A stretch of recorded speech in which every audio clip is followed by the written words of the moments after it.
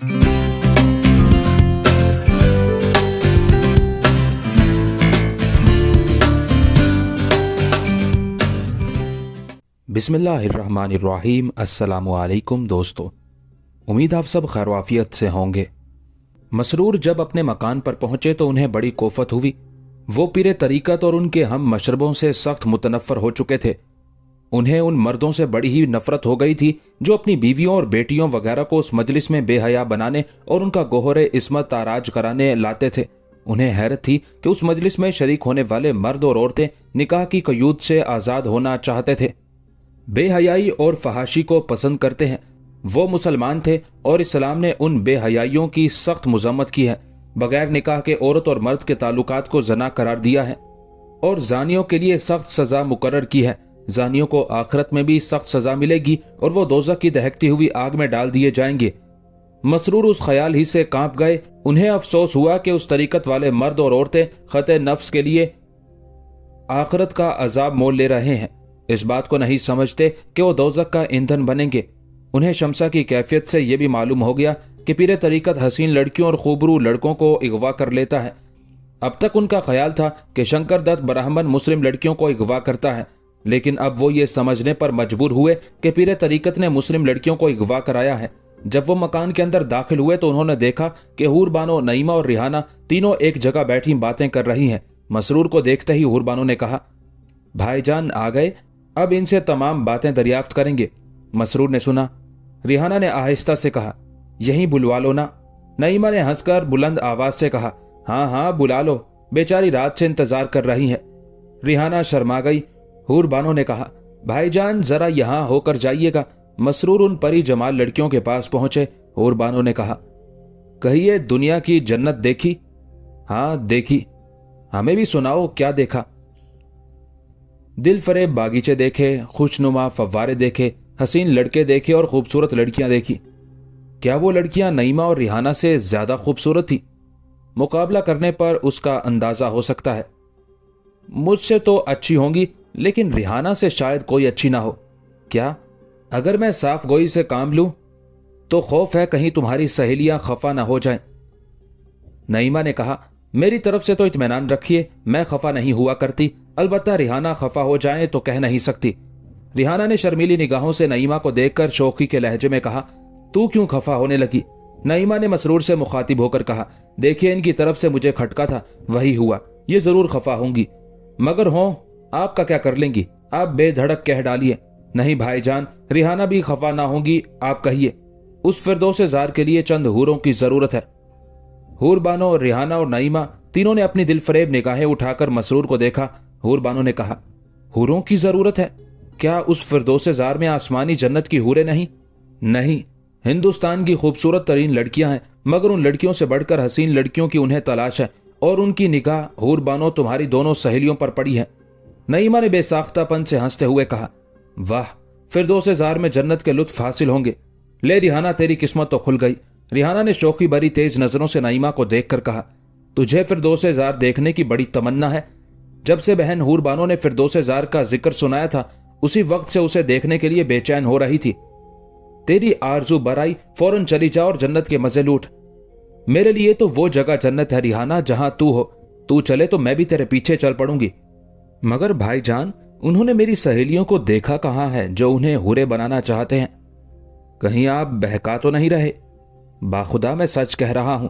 फिरदौस jar का बानी जो पीरे तरीकत कहलाता है, कहता था कि तुम नईमा और रिहाना को खूबसूरत समझते हो, उन्हें फिरदौस जार की हूरों पर तरजीह देते हो। उन्हें यहां लाकर उन हूरों से उनका मुकाबला करो। मगर शमसा एक हूर है और उसने सारा भांडा फोड़ दिया। उसने मुझे बताया कि पीरे तरीकत को मालूम है कि रिहाना और नईमा निहायत हसीन लड़कियां हैं। वो चाहता है कि उन दोनों को जिस तरह हो हासिल करके फिरदौस जार की जीनत बनाए। नईमा ने हंसकर कहा, और फिर बेनकाब रिहाना, देख तेरे हुस्न की शोहरत कहां तक जा पहुंची। तू खुद तो डूबे ही की, लेकिन अपने साथ मुझे भी ले डूबेगी। कितनी मर्तबा कहा है कि भली मानस हर वक्त नकाब से चेहरा छुपाए रखा कर, मगर सुनती ही नहीं। हूर बानो और मसरूर दोनों हंस पड़े। रिहाना शर्मा गई। उसने मुस्कुराकर शर्मीली नजरों से नईमा को देखकर कहा, बड़ी शरीर है और बेहिजाब है, ना किसी की शर्म ना लिहाज, जो मुंह में आया बक दिया। क्या करूं, मुंह पर आई हुई बात रुकती नहीं।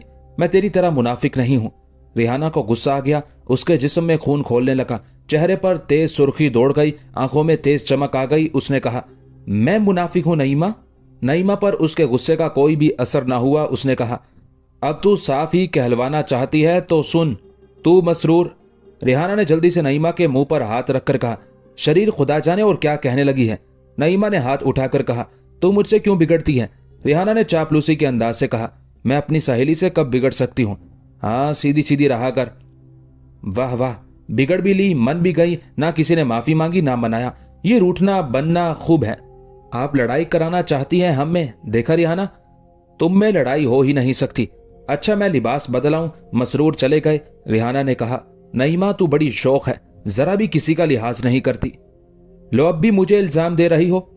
इन्होंने तो मुझे तेरे साथ इसलिए खींच लिया कि कहीं तू बुरा ना मान जाए, वरना सच तो यह है कि पीरे तरीकत ने तेरे ही हुस्न की तारीफ सुनी होगी और तुझे ही फिरदौस ज़ार की हूर बनाना चाहता होगा। तू है भी इस काबिल, मुझ बेचारी को कौन पूछता है? अगर तुझे शुबा हो तो चल, मैं उनसे दरियाफ्त करा दूं। जबान तो कैंची की तरह चलती है, तुझसे बातों में कौन जीत सकता है? मैं हमेशा सच बात कहा करती हूं और सच बात का जवाब नहीं हुआ करता। अच्छा, अब चलेगी भी? चल, तू ही मुझे यहां लाई थी, जैसे बेचारी को सारी रात नींद ना आई हो। फिर तूने झकझक की। मेरी तौबा, अब मैं कुछ भी ना कहूंगी। जिसके पल्ले बंधेगी ना मालूम उसका क्या हाल करेगी। मैं तो उसे खुश रखूंगी, लेकिन तू बता, तू क्या करेगी? नईमा हार मानने वाली नहीं, हुरबानो ने कहा। रिहाना ने कहा, बड़ी शौक है, अगर किसी शरीर के पल्ले बंधे तो ठीक रहे, सारी शौकी कूच कर जाए। मैं भी कोई ऐसा शरीर देखूंगी जो तुझे नचा कर छोड़े। खैर, मैं तो जब नाचूंगी जब सही, मगर तूने तो अभी से नाचना शुरू कर दिया है। घड़ी में खेमों में, घड़ी में यहां, असल नाच तो ये है। रिहाना ने मुस्कुराते हुए घूर कर नईमा को देखा। नईमा ने कहा, इन तेज निगाहों से मुझे क्यों देखती हो? मैं तो यूं ही तुम्हारी कनीज हूं। नहीं, तू तो बहन है, जब तो तुम बड़ी अच्छी बहन हो। आओ चलें। नईमा और रिहाना दोनों उठी और मुस्कुराती हुई चली। हूर बानो भी मुस्कुराकर उन्हें देखती रही। मसरूर अरसे से खान जहां की खिदमत में हाजिर नहीं हुए थे। जब वो हूर बानो वगैरह को लेकर शंकर दत्त के मकान पर गए थे और वहां से वापस आए थे, तब से ही खान जहां के पास जाने का कष्ट कर रहे थे। उन्हें ना ठट्टा की मुहिम का कुछ हाल मालूम हुआ था, ना ये पता था कि कोतवाले शहर ने मुस्लिम लड़कियों के अगवा के मुतालिक क्या सुराग लगाया। चुनाचे वो फिरदौस ज़ार से आने के अगले दिन सुबह की नमाज पढ़ते ही दहली रवाना हुए और वहां पहुंचकर खान जहां की खिदमत में पहुंचे। जो ही खान जहां को उनके आने की तला हुई तो फौरन उन्होंने उन्हें तलब कर लिया। मसरूर ने खान जहां को सलाम किया और इजाजत पाकर एक तरफ बैठ गए। खान जहां ने कहा, कई रोज के बाद आए हो, कहाँ रहे? मैं उस काम की सुराग रसानी कर रहा था जो मेरे सपुर्द किया गया है। हमारा यही ख्याल था। कहो, कुछ सुराग लगाया? बहुत कुछ, मैं अभी अर्ज करूंगा, लेकिन पहले यह दरियाफ्त करना चाहता हूं कि कोतवाल साहब ने कुछ सुराग लगाया? उसे भी इतना मालूम हुआ है कि कुछ मुस्लिम लड़कियां मंदिर में दाखिल की गई हैं। चूंकि मुश्किल यह है कि वो मंदिर के अंदर नहीं जा सकता, इसलिए मजबूर है। ना उन लड़कियों को बरामद कर सकता है, ना कोई और सुराग लगा सकता है। लेकिन मंदिर की तलाशी तो ली जा सकती है, मगर हिंदुओं की दिल शिकनी का ख्याल मानने आता है। मैंने पिछली मर्तबा यह अर्ज किया था कि फूल कंवर की जबानी मालूम हुआ है कि चंद मुस्लिम औरतें मंदिर में दाखिल हुई हैं।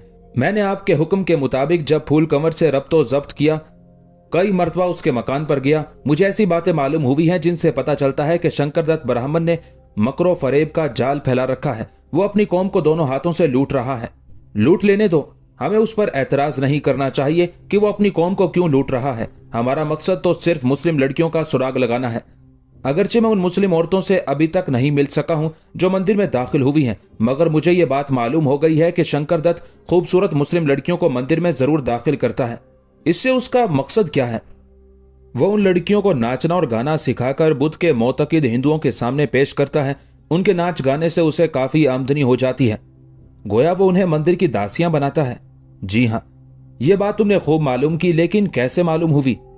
ब्राह्मण की लड़की फूल कंवर ने मेरी हमशीरा और 2 मेहमान लड़कियों को अपने यहां मदऊ किया था। क्या ये मेहमान लड़कियां उन अहले काफिला की हैं जो कि इराक से आए हैं? जी हाँ। आपको उस काफिले की आमद का हाल कैसे मालूम हुआ? दिल्ली में जो लोग आते हैं हमें उनकी रिपोर्ट पहुंच जाती है। तब आपको यह भी मालूम हो गया होगा कि वो काफिला मेरे यहां मुकीम है। हाँ, हमें मालूम है और ये बात भी मालूम है कि मेरे काफिला लेस है और उनकी लड़की रिहाना बहुत खूबसूरत है। क्या ये दुरुस्त है? जी हाँ, सही है, खान जहां ने मुस्कुराकर कहा। और ये बात भी ठीक है कि तुम रिहाना से मानूस हो। मसरूर को हैरत हो रही थी कि खान जहां को ये बातें कैसे मालूम हो गई। उन्होंने शर्माकर सर झुका लिया। खान जहां ने कहा, शर्माओ नहीं, बेतकल्लुफ कह डालो, हम तुम्हें अपने फर्जंद की तरह अजीज रखते हैं। अगर ये बात सही है तो तुमको तनबीह कर दें कि ये इराक के लोग गैर कुफ में अपनी लड़कियों की शादियां नहीं किया करते, लेकिन हम इसकी सबील निकालने की भी कोशिश करेंगे। पहले तुम अपने दिल का हाल बताओ। खान जहां ऐसी तेज नजरों से मसरूर को देख रहे थे जैसे कि वो उनका दिल टटोल रहे। मसरूर ने इत्तेफाक से नजर उठाकर देख लिया। वो मरूब हो गए। उन्होंने कहा, जी हाँ, बदकिस्मती से मुझे उस लड़की से उनसियत हो गई है। अगर मुमकिन हो तो तुम उसकी मोहब्बत को अपने दिल से दूर कर दो। अभी सवेरा है। ये इराकी लोग इस मामले में बहुत सख्त होते हैं। अगर मैं कोशिश भी करूं तो शायद कामयाब ना हो सकूंगा। तुमने सच बात कही। जवानी के आलम में हम भी ऐसी गलती कर बैठे थे। बड़ी तकलीफें उठाई, लेकिन आखिर खुदा ने कामयाब कर दिया। मसरूर, हम तुम्हारी कामयाबी के लिए हर मुमकिन कोशिश करेंगे। मैं इस शफकत का शुक्रिया अदा करता हूं। अच्छा, तो तुम्हारी हमशीरा और रिहाना फूल कंवर के यहाँ गई? जी हाँ, और इत्तेफाक से मैंने फूल कंवर और उसके बाप की बातें सुन ली। चुनाचे मसरूर ने वो तमाम वाकया कि कैसे उसने शंकर दत्त और फूल कंवर की बातें सुनी और वो तमाम बातें जो उन दोनों ने कही थी खान जहां को सुना दी। खान जहां बड़ी तवज्जो से सुन रहे थे। उन्होंने कहा, इससे मालूम होता है कि शंकर दत्त हसीन और खूबरू लड़कियों की तलाश में रहता है और उसने मुस्लिम लड़कियों को अगवा किया है। पहले मेरा भी यही ख्याल हुआ था, मगर एक वाकया और पेश है और उसने मेरे ख्याल को बदल दिया। वो क्या वाकया है? हुआ ये कि एक दिन मैं कब्रिस्तान में गया था। वहां एक बुजुर्ग सूरत आदमी मिले। उन्होंने मुझे अपनी मजलिस में आने की दावत दी। मैं उनसे वाकिफ नहीं था। मैंने दावत कबूल कर ली। एक रोज उनका एलची आकर मुझे अपने साथ ले गया। मैं एक बागीचे में दाखिल हुआ जिसे वो लोग फिरदौसे जार कहते हैं। खान जहां ने मुस्कुराकर कहा, और उस फिरदौसे जार में तुमने हुरों और गिलमानों को देखा? मसरूर ने हैरान होकर खान जहां को देखा। उनका ख्याल था कि शायद खान जहां को यह बात मालूम ना होगी। खान जहां ने उनकी हैरत देखकर यह बात मालूम कर ली। उन्होंने कहा कि तुम समझते थे कि हमें यह बात मालूम नहीं है। 6 महीने हुए कि हमें जब इस फिरदौसे जार का हाल मालूम हुआ था। इस मजहब के पीर तरीकत ने हमें भी मदऊ किया था, लेकिन हम समझ गए थे। उसने उस फिरदौसे जार को बिल्कुल हसन बिन सबा की बहिश्त की तरह बनाया है और उसने भी कोई मजहब इसी तरह जारी किया है जिस तरह हसन बिन सबा ने मजहब बातनिया जारी किया था। इसलिए हम वहां ना गए। यही बात है, उसने नया मजहब जारी किया है। नमाज हफ्ते में सिर्फ 1 दिन की रखी है। नमाज में उसके तमाम पीर माँ अपनी बीवियों, बेटियों, बहुओं, भतीजियों और भांजियों के शरीक होते हैं। नमाज के बाद औरतें हिलाली दायरे में बैठ जाती हैं और मर्द उनके गिर 3 चक्कर लगाते हैं और उसके बाद पीर तरीकत सजदा करो का नारा लगाता है। तमाम मर्द सजदे में गिर जाते हैं और हाथ बढ़ाकर औरतों के दुपट्टे या कपड़े पकड़ लेते हैं। जिस औरत या लड़की का दुपट्टा जिस मर्द के हाथ में आ जाता है वह उसे अपने साथ ले जाता है, ख्वाह वह उसकी भतीजी या बेटी ही क्यों ना हो, और उसके साथ रात भर ऐशो इशरत करता है। ला हौला वला कुव्वता। अजब देयूस लोग हैं। तुम भी शायद उनकी नमाज में शरीक हो चुके हो। जी हाँ, मैं भी फंस गया था। उसके बाद मसरूर ने फिरदौसे जार में जाने, मजलिस खास में शरीक होने और शमसा के राज जाहिर करने के तमाम हाल तफसील से बयान किया। खान जहां ने तमाम हाल सुनकर हंसकर कहा, तो ये कहो कि उस बेगैरत पीर तरीकत की नजर तुम्हारी हमशीरा रिहाना और नईमा पर है? जी हाँ, और उससे मैं इस नतीजे पर पहुंचा हूं कि पीर तरीकत भी लड़कियों को अगवा करता है। तुमने ठीक कहा। मेरे ख्याल में शंकर दत्त ब्राह्मण और ये पीर तरीकत दोनों ही लड़कियों को अगवा कर रहे हैं। दोनों ही पापियों को सजा मिलेगी। मुझे ताज्जुब है कि लोग किस कदर बदमज़हब हो गए हैं। तुम्हें शायद मालूम नहीं, हमें एक और शख्स का हाल मालूम है जिसे उसके मुरीद खुदा कहते हैं। उसका नाम अहमद बहारी है। मसरूर को यह सुनकर बड़ा ताज्जुब हुआ। खान जहां ने कहा, ताज्जुब ना करो, शायद ये मसनूई खुदा भी तुम्हें अपनी मजलिस में बुलाए, क्योंकि उन लोगों को अमीर नौजवानों से रब्त ज़ब्त पैदा करके उन्हें बहकाकर अपने तरीके में दाखिल करने की जरूरत होती है। खुदा उन पर लानत करे। ये लोग बड़े ही बेबाक हो गए हैं। इनकी बेबाकी इस वजह से बढ़ गई है कि सुल्तान फिरोज शाह दहली से बाहर ठट्टा की मुहिम में मसरूफ हैं। वो तशरीफ ले आए तो इन सब का खात्मा कर दिया जाएगा। सुल्तान ने ठट्टा की मुहिम के मुतालिक कोई इत्तला नहीं दी। सिर्फ एक इत्तला ये आई थी कि सुल्तान ने कुछ लश्कर इमादुल मुल्क और जफर खान को देकर दरिया पार भेजा है। फिर कोई इत्तला ना आई। अब मसरूर ने इजाजत तलब की और खान जहां ने कहा, जाओ, मगर अपनी हमशीरा रिहाना और नईमा की हिफाजत करते रहना। कहीं उनमें से किसी को ना गंवा देना। किसी गैर औरत को अपने यहाँ हरगिज ना आने देना। इंशाअल्लाह मैं पूरी एहतियात करूंगा। मसरूर ने उठकर सलाम किया और वहां से निकलकर घोड़े पर सवार हुए और फैरोजाबाद की तरफ चल पड़े। यह बयान किया जा चुका है कि ठट्टा के मजाफात के खाम किलों में से एक किला सुल्तान फिरोज शाह ने फतह कर लिया था चूंकि उसकी फतह में लश्कर इस्लाम ने बड़ी मुशक्कत उठाई थी और सुल्तान फिरोज शाह रहमदिल, नरम मिजाज और अपने सिपाहियों पर बहुत मेहरबान थे, इसलिए उन्होंने कई रोज तक नकलो हरकत नहीं की। उससे सिपाही ताज़ा दम हो गए।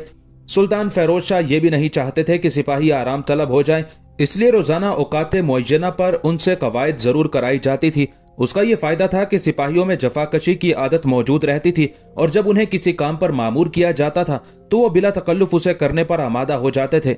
सुल्तान को ये इत्तला मिल चुकी थी कि इमादुल मुल्क और जफर खान ने दरिया पार करके सिंधियों की 2 चौकियों पर कब्जा कर लिया है।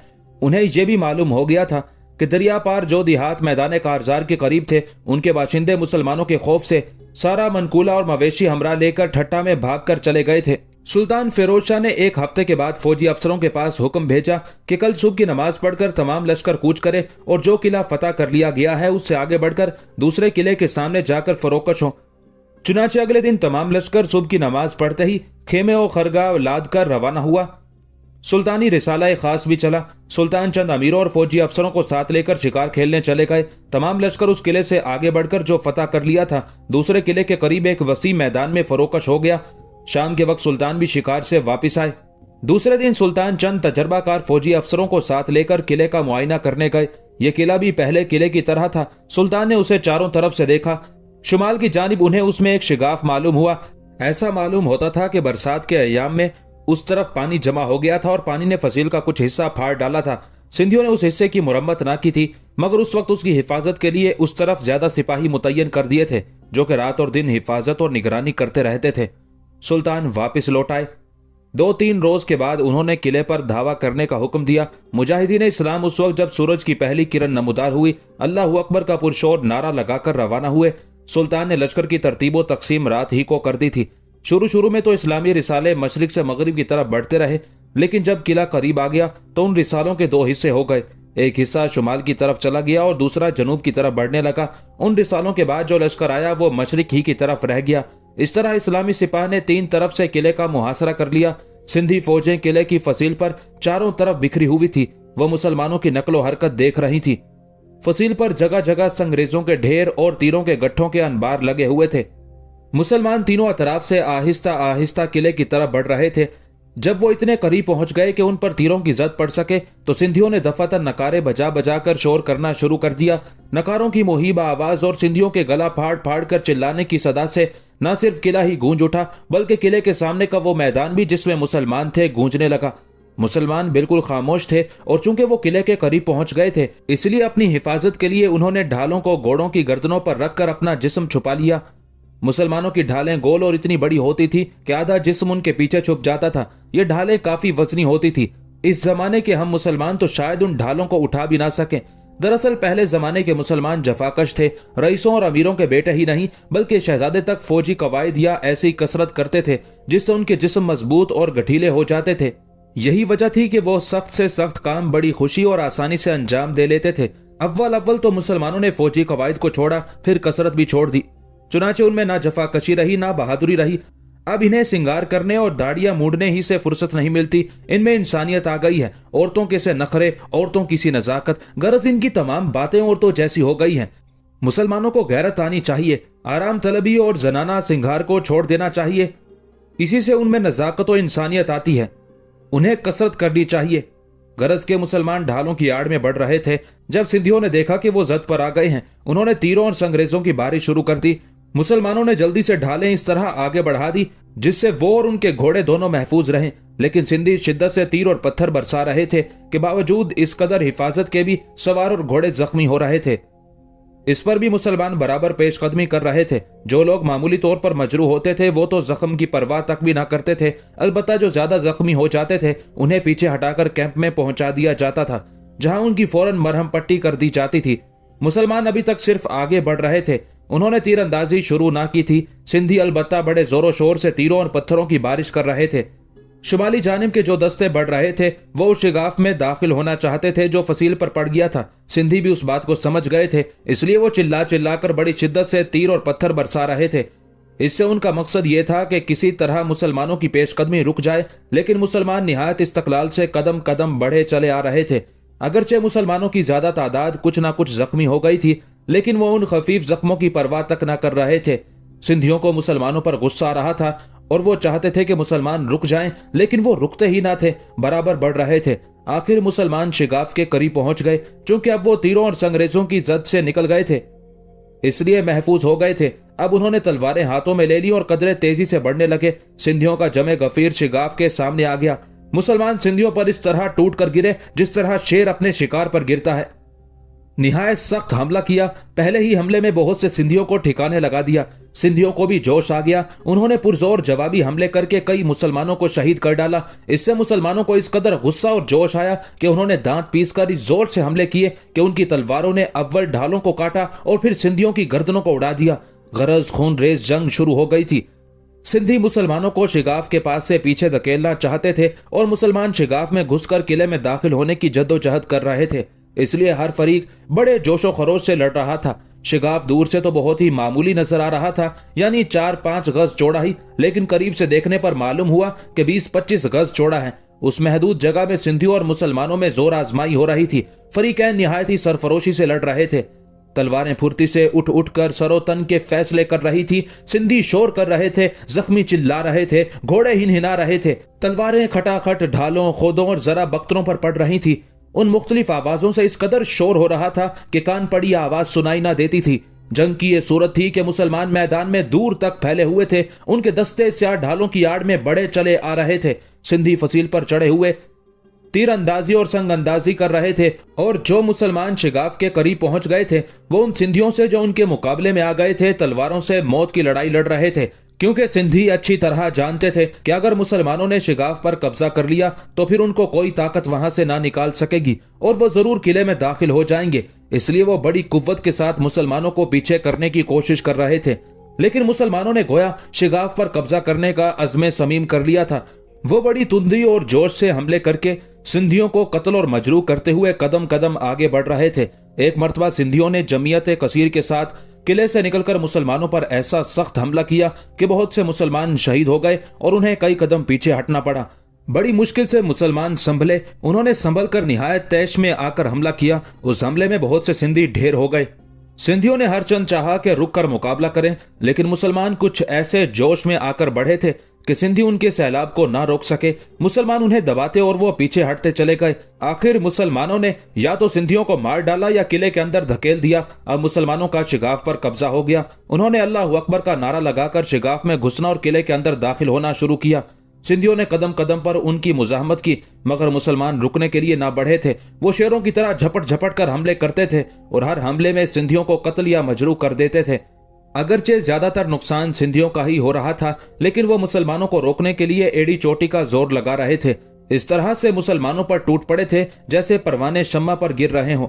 लेकिन जिस तरह परवाने शम्मा के पास पहुंचते ही जल जाते हैं, इसी तरह सिंधी भी मुसलमानों के पास पहुंचते ही उनकी तलवारों का शिकार हो जाते थे। रफ्ता रफ्ता मुसलमान कसीर तादाद में किले के अंदर दाखिल हो गए। वो चारों तरफ फैल गए और उन्होंने सिंधियों को तलवारों के आगे रख लिया। इस शिद्दत से जिदालो क़िताल किया कि उस जगह पर जहां जंग हो रही थी लाशों के अंबार लगा दिए। मुसलमानों की आमद बराबर जारी थी और जूं जूं वो आते जाते थे मैदान जंग और तवील होता जाता था। सिंधी अब भी किले को मुसलमानों के हाथों से बचाने के लिए सरों की बाजियां लगा रहे थे। अपनी पूरी ताकत से मुसलमानों को धकेल रहे थे, लेकिन मुसलमान बजाय पीछे हटने के सिंधियों को कत्ल करते हुए और आगे बढ़ते जाते थे। अब उन सिंधियों ने जो फसील पर थे ये देखा कि मुसलमान किले पर कब्जा किए लेते हैं, तो वो भी कूद कूद कर मुसलमानों के मुकाबले में आ गए। यह उनसे सख्त गलती हुई। अब तक उनकी तीरंदाजी से मुसलमानों की पेशकदमी की रफ्तार निहायत धीमी थी, लेकिन उनके फसील से हटते ही मुसलमानों ने घोड़ों की बागें ढीली कर दी और घोड़ों को दौड़ाकर शिगाफ में घुसने और किले में दाखिल होने लगे। इस तरह मुसलमानों की भारी तादाद किले में घुस आई। उन्होंने तलवारें सौंध कर सिंधियों पर तलवारों का मींह बरसा दिया। चश्मे जदन में हजारों जवानों को मार डाला, सैकड़ों को ऐसा मजरूह कर दिया कि वो बिल्कुल ही नाकारा हो गए। आखिर सिंधी घबरा गए और उन्होंने अमान अमान चिल्लाना शुरू कर दिया। मुसलमानों ने ऐलान कर दिया कि अमान चाहते हो तो हथियार डाल दो। सिंधियों में अब लड़ने की हिम्मत बाकी ना रही थी। उन्होंने हथियार डाल दिए। मुसलमानों ने उन्हें गिरफ्तार करना शुरू कर दिया। चंद मुसलमानों ने जल्दी से उस तरफ का फाटक खोल दिया जिस तरफ सुल्तान थे, और कुछ सवारों ने दौड़कर सुल्तान को किले की फतह की खुशखबरी जा सुनाई। सुल्तान फेरोज शाह घोड़े की जीन पर सजदे में झुक गए और उन्होंने खुदा का शुक्र अदा किया और खुशखबरी लाने वालों को इनाम दिया। उस वक्त सुल्तान रिसाला खास को लेकर किले में दाखिल हुए। उन्होंने हुक्म दिया कि अब किसी सिंधी को कत्ल न किया जाए, सिवाय सरकारी अशिया के आम तौर पर लूट मार न की जाए, न सिंधियों के घरों में घुसा जाए, आम सिंधियों की गिरफ्तारी भी अमल में न लाई जाए, बल्कि सिपाहियों को ही गिरफ्तार किया जाए। सुल्तान के उस फरमान की हर्फ ब हर्फ तामील हुई। उस मार्के में 350 मुसलमान शहीद हुए और 900 के करीब मजरूह हुए। सिंधी 2500 मारे गए, 5000 शदीद तौर पर जख्मी हुए और 10,000 गिरफ्तार हुए। बाकी बहुत से सिंधी सिपाही मुख्तलिफ दरवाजों से निकलकर भाग गए। इस तरह से मुसलमानों ने ठट्टा के मजाफात का दूसरा किला भी फतह कर लिया। ठट्टा की मुहिम में एक तरफ दरिया पार इमादुल मुल्क को, दूसरी तरफ सुल्तान फिरोज शाह को जो कामयाबी हुई उसमें अगरचे सिंधियों को काफी नुकसान हुआ, लेकिन मुसलमान भी शहीद हुए। सुल्तान फिरोज शाह मुसलमानों पर इस कदर शफकत करते थे कि मुसलमान शोहदा का उन्हें बहुत ही अफसोस हुआ। उन्हें ख्याल हुआ कि अगर इसी तरह से लड़ाई जारी रही तो और भी मुसलमान शहीद होंगे। ये बात उनको गवारा न हुई। चुनाचे उन्होंने इमादुल मुल्क के पास ये फरमान भेजा कि तुम जंग बंद कर दो और दरिया को अबूर करके माँ अपनी सिपाह के हमारे पास चले आओ, और खुद भी पेशकदमी बंद कर दी। इमादुल मुल्क उस फरमान के पहुंचते ही लश्कर लेकर आ गए। सुल्तान ने फरमाया, मैं नहीं चाहता कि लड़कर मुसलमान शहीद हों। मुसलमानों की जानें बड़ी कीमती हैं। मुहासरा और सख्त कर दो। इस बात की कोशिश करो कि अहले ठट्टा तक गल्ला ना पहुंचे। इंशाल्लाह जाम घबराकर खुद ही हथियार डाल देगा। चुनाचे मुहासरा सख्त कर दिया गया। 1-2 माह तक तो अहले ठट्टा को उसका एहसास न हुआ, लेकिन उसके बाद उन्हें कहत ने आ घेरा। गल्ला खत्म हो गया और लोगों में खलबली मच गई। कहत पड़ने के कई सबब हुए। एक तो ये कि अच्छी और काबिल काश जमीनों पर सुल्तान काबिज हो गए और उन जमीनों में उन्होंने तुख्म रेजी की। दूसरा ये कि अहले ठट्टा जंग की बला में गिरफ्तार रहे, वो सुल्तान की खौफ की वजह से ज्यादा जमीनों में गल्ला ना बो सके।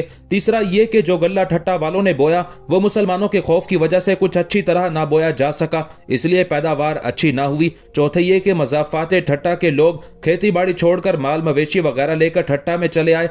इससे वो गल्ला जो वहां मौजूद था जल्द खत्म हो गया। अब सूरत यह हुई कि इंसान के लिए अनाज ना रहा और मवेशियों के लिए चारा। पिछली मर्तबा जो तकलीफ उस कहत की वजह से मुसलमानों ने उठाई थी, उससे ज्यादा अब अहले ठट्टा को उठानी पड़ी। इंसान और मवेशी भूखे मरने लगे। लोग भूख और प्यास से एड़ियां रगड़ रगड़ कर मर जाते थे। जाम और बाबीना जब रनवास से बाहर निकलते तो उन मर्दों को देखते या भूखे प्यासे लोगों के खुश्क और भयानक चेहरे देखते। उन भूखों में से जिन्हें बोलने की ताकत थी वो फरियाद करते और रो रो कर रोटी मांगते। जिनके बोलने की ताकत खत्म हो गई थी वो इशारों से अपना हाले जार बताते। बच्चे माओं की गोदों में भूखे दम तोड़ रहे थे। बीवियां शोहरों के सामने और शोहर बीवियों के सामने मर रहे थे। बेटा बाप के सामने और बाप बेटे के सामने मर रहा था। लोग रोटी रोटी भूख भूख चिल्लाते चिल्लाते मर जाते थे। सुल्तान ने इस गजब का मुहासरा कर रखा था कि शहर में एक दाना भी गल्ले का ना पहुंचने पाता था। अगर जाम कहीं से कुछ इंतजाम करके थोड़ा बहुत गल्ला मंगवाता भी था तो 1-2 रोज ही में खत्म हो जाता। जाम और बाबीना पर उसका बड़ा असर पड़ा। चुनाचे एक रोज बाबीना ने जाम से कहा कि इस जंग का बानी मैं हूं। मेरी ही सरकशी के बायस सुल्तान ने लश्कर कशी की है। मुझे इजाजत दीजिए कि मैं सुल्तान के हजूर में 10 बस्ता हाजिर होकर माफी की दरखास्त करूं। जाम ने अफसोस भरे लहजे में कहा, हमने सुल्तान से टकरा कर ही बड़ी गलती की है।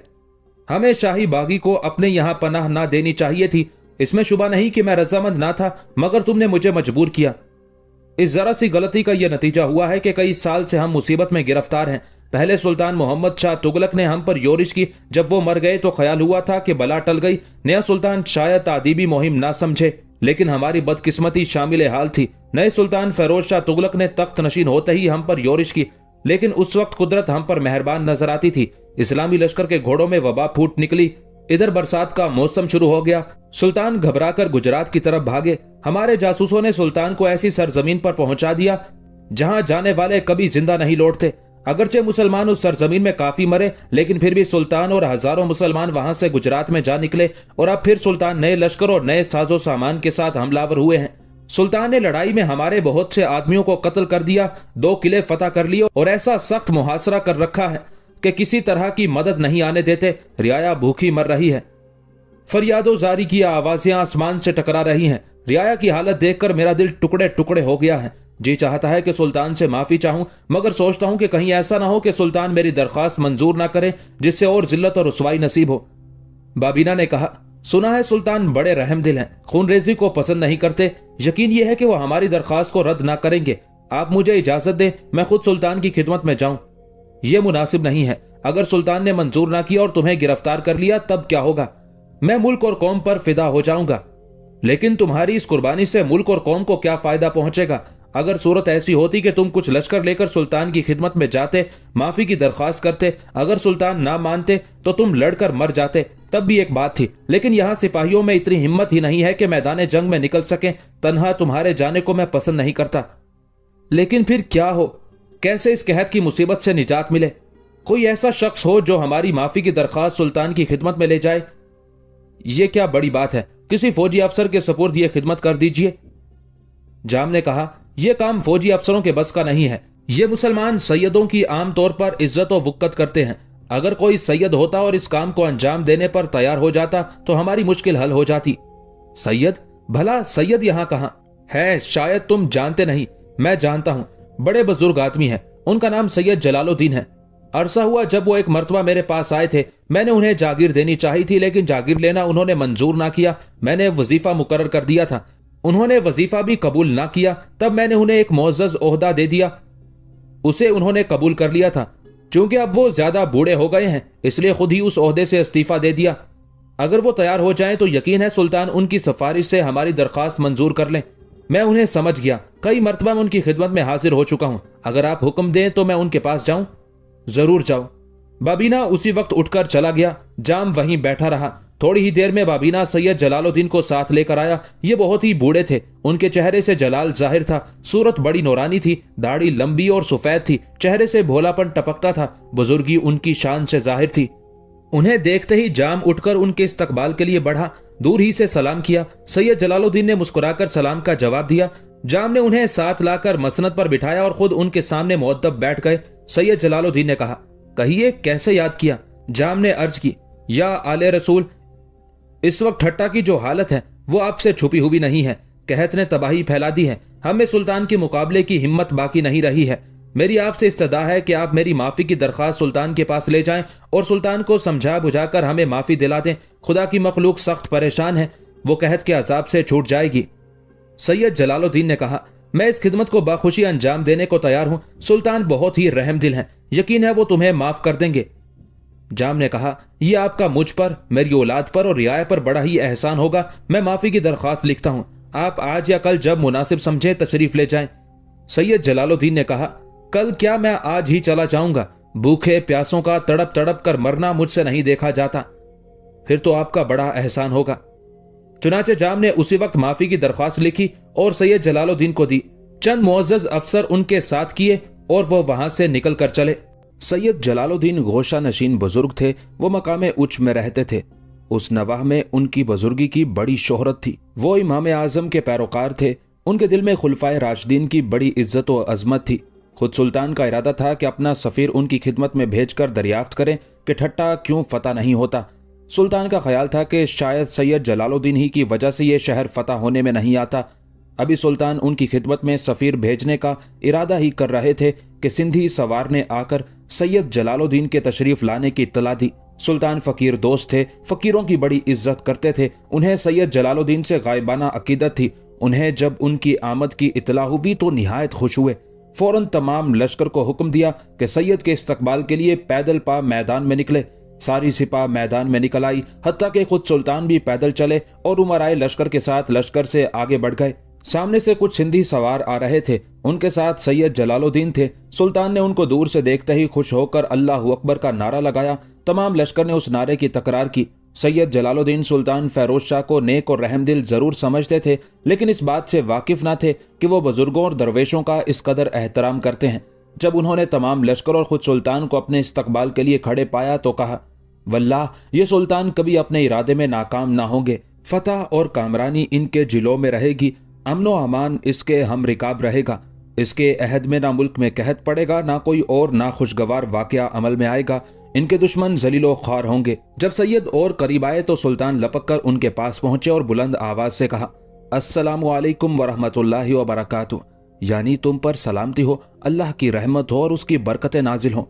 सैयद ने भी जवाब में कहा, वालेकुम अस्सलाम वरहमतुल्लाहि वबरकातुहू, यानी और तुम पर भी सलामती हो, अल्लाह की रहमत हो और उसकी बरकत नाजिल हो। सैयद ने घोड़े से उतरना चाहा। सुल्तान ने दरखास्त की कि वो घोड़े से ना उतरे। इसी तरह सुल्तानी खेमे तक चले, लेकिन सैयद ने उस बात को ना माना। वो घोड़े से उतरे, सबसे पहले सुल्तान से मुसाफा किया और फिर सुल्तान के साथियों से मुसाफे किए। मुसाफे करने के बाद सुल्तान के साथ साथ चले। सुल्तानी खेमे में पहुंचकर एक तरफ बैठने लगे। सुल्तान ने उन्हें अपनी जगह बिठाना चाहा। उन्होंने कहा, ये एजाज खुदा ने आप ही को बख्शा है, आप ही को मुबारक रहे। फकीर इस जगह बैठने का अहल नहीं है। सुल्तान ने भी ज्यादा इसरार न किया। सुल्तान सदर में मसनदे शाहाना पर बैठ गए और अपने करीब ही सैयद जलालुद्दीन को बिठाया। कुछ अरसे तक तो इधर उधर की बातें होती रहीं। औलिया अल्लाह और बुजुर्गाने दीन का जिक्र रहा। फिर सुल्तान ने सैयद से उनकी तशरीफ आवरी की वजह पूछी। सैयद ने कहा, मैं जाम की तरफ से आया हूं। सुल्तान ने कहा, आपको अच्छी तरह से मालूम होगा कि जाम ने बिला वजह इजहार सरकशी किया। सलातीन दहली उससे कोई सरोकार न रखते थे। उसने सल्तनत के मशहूर बागी तगी को पनाह देकर हुकूमत दिल्ली को पैगाम जंग भेजा। उसे तनबीह की गई, लेकिन उसने ना सुना। मजबूर होकर उसकी गोश माली के लिए शाही लश्कर हरकत में आया है। सैयद जलालुद्दीन ने कहा, ये तमाम बातें मुझे मालूम है, लेकिन अब जाम अपनी हरकत पर नादिम है, माफी चाहता है। आपको ये मालूम नहीं कि पिछली मरतबा मैंने और मेरे लश्कर ने किस कदर अजियत उठाई है, किस कदर मुसलमान फोत हुए। उस वक्त मुझे रूहानी तकलीफ पहुंची थी। सैयद जलालुद्दीन ने कहा, वो तमाम बातें अल्लाह की तरफ से थी, मगर आज ठट्टा के लोगों, जाम और बाबीना की हालत उससे भी ज्यादा खराब है जो सुल्तान और उसके लश्कर की हुई थी। इस वक्त ठट्टा में ऐसा जबरदस्त कहत पड़ा हुआ है कि इंसानों के लिए दरख्तों के पत्ते भी खाने को नहीं मिलते। सैकड़ों आदमी रोजाना भूख प्यास से एड़ियां रगड़ रगड़ कर मर जाते हैं। औरतें और मासूम बच्चे भी हलाक हो रहे हैं। सुल्तान को उनकी हालत जार पर रहम करना चाहिए। सुल्तान ने कहा, गोया आप उनकी सिफारिश करते हैं। आज जो इंसान भी अहले ठट्टा की हालत देखेगा उसे उन पर जरूर तरस आएगा। मुझे भी तरस आ गया। मुझे मालूम है कि सुल्तान रहमदिल हैं। मैं आपकी रहमदिली से अपील करता हूं कि जाम और उसके भतीजे की खता माफ कर दें। मैं आप जैसे बुजुर्गों की सिफारिश को रद्द नहीं कर सकता, लेकिन क्या एक बात से आप मुझे आगाह करेंगे? हाँ, अगर कोई बात मेरे इल्म में होगी तो मैं उसके बताने में बुखल ना करूंगा। ये क्या बात है कि पहली मर्तबा ठट्टा फतह ना हो सका?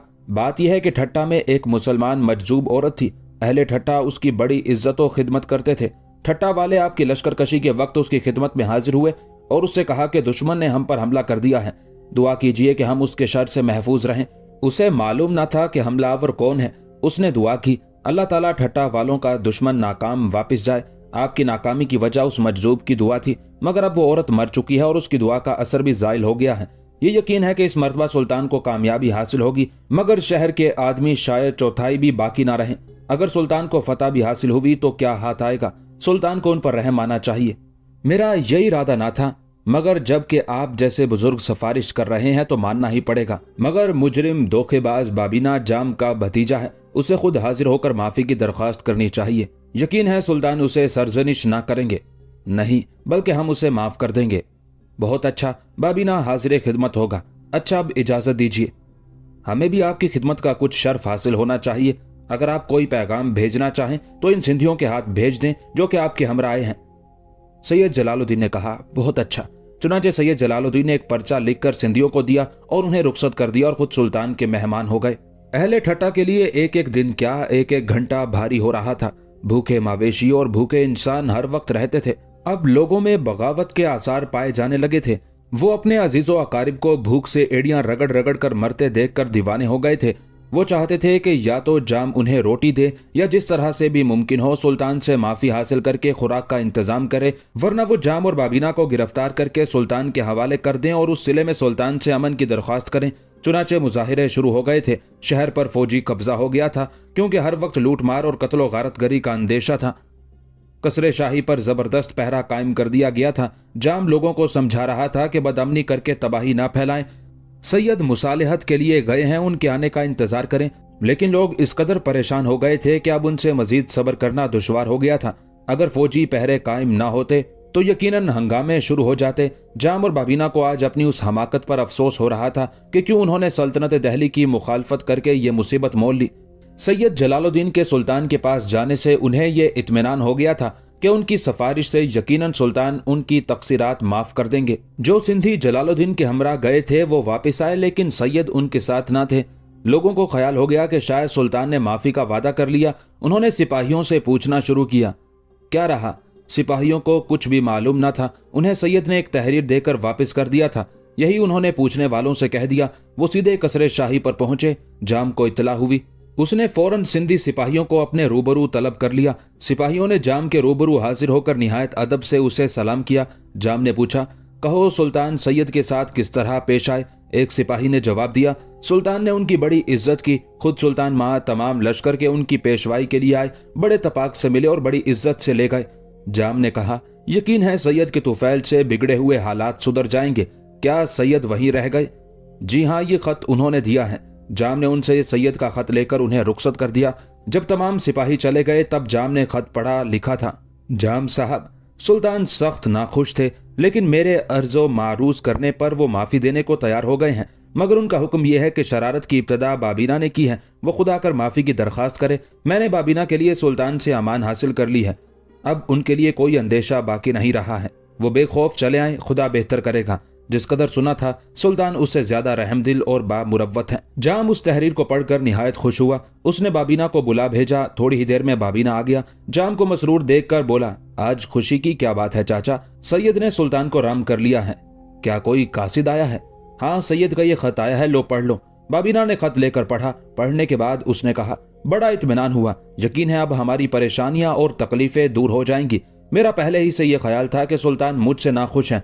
अगर मैं उनकी खिदमत में हाजिर होकर माफी की दरखास्त करूंगा तो जरूर वो मेरी खताएं माफ कर देंगे। ख्याल मेरा भी यही था, लेकिन चूंकि पहली मर्तबा जब सुल्तान हमलावर हुए थे तो उन्हें हमने ज्यादा परेशान किया था, इसलिए खौफ था कि शायद सुल्तान को गुस्सा हो और वह माफ ना करें। मगर मुझे उन लोगों ने जो सुल्तान से मिल चुके हैं ये बताया था कि सुल्तान इस कदर नेक और रहमदिल हैं कि खताकारों की खताएं उनके इजहार निदामत पर फौरन माफ कर देते हैं। इसलिए मुझे उनकी खिदमत में जाने की जसारत हुई थी। सुल्तान को मैं भी अच्छी तरह जानता हूं, लेकिन मुझे यह अंदेशा था कि बादशाहों का गुस्सा भी बड़ा सख्त होता है। खैर, सैयद की बदौलत ये मरहला तय हो गया, लेकिन अब भी मुझे खौफ ही मालूम होता है। डरता हूं कि कहीं तुम्हारे साथ कोई बुराई पेश ना आए। नहीं चाचा, अब खौफ की कोई वजह नहीं है। तुम नहीं जानते बेटा, जिन लोगों को जिससे ज्यादा मोहब्बत होती है उसके मुतालिक उन्हें हर बात में खतरा नजर आया करता है। चूंकि मुझे तुमसे बहुत ज्यादा मोहब्बत है, इसलिए हर बात में मुझे खतरा नजर आता है। मुझे अफसोस है कि मेरी वजह से आपको बड़ी तकलीफ और परेशानी उठानी पड़ी। जो हो गया उस पर अफसोस करना फजूल है। बस तो आप मुझे जाने की इजाजत दीजिए। बेहतर तो यह होता कि मैं भी तुम्हारे साथ चलता, दोनों ही सुल्तान से अपनी तकसीरात माफ कराते। दोनों का साथ जाना मुनासिब नहीं है, ना ही सैयद ने दोनों को बुलाया है। पहले मुझे जाने दीजिए।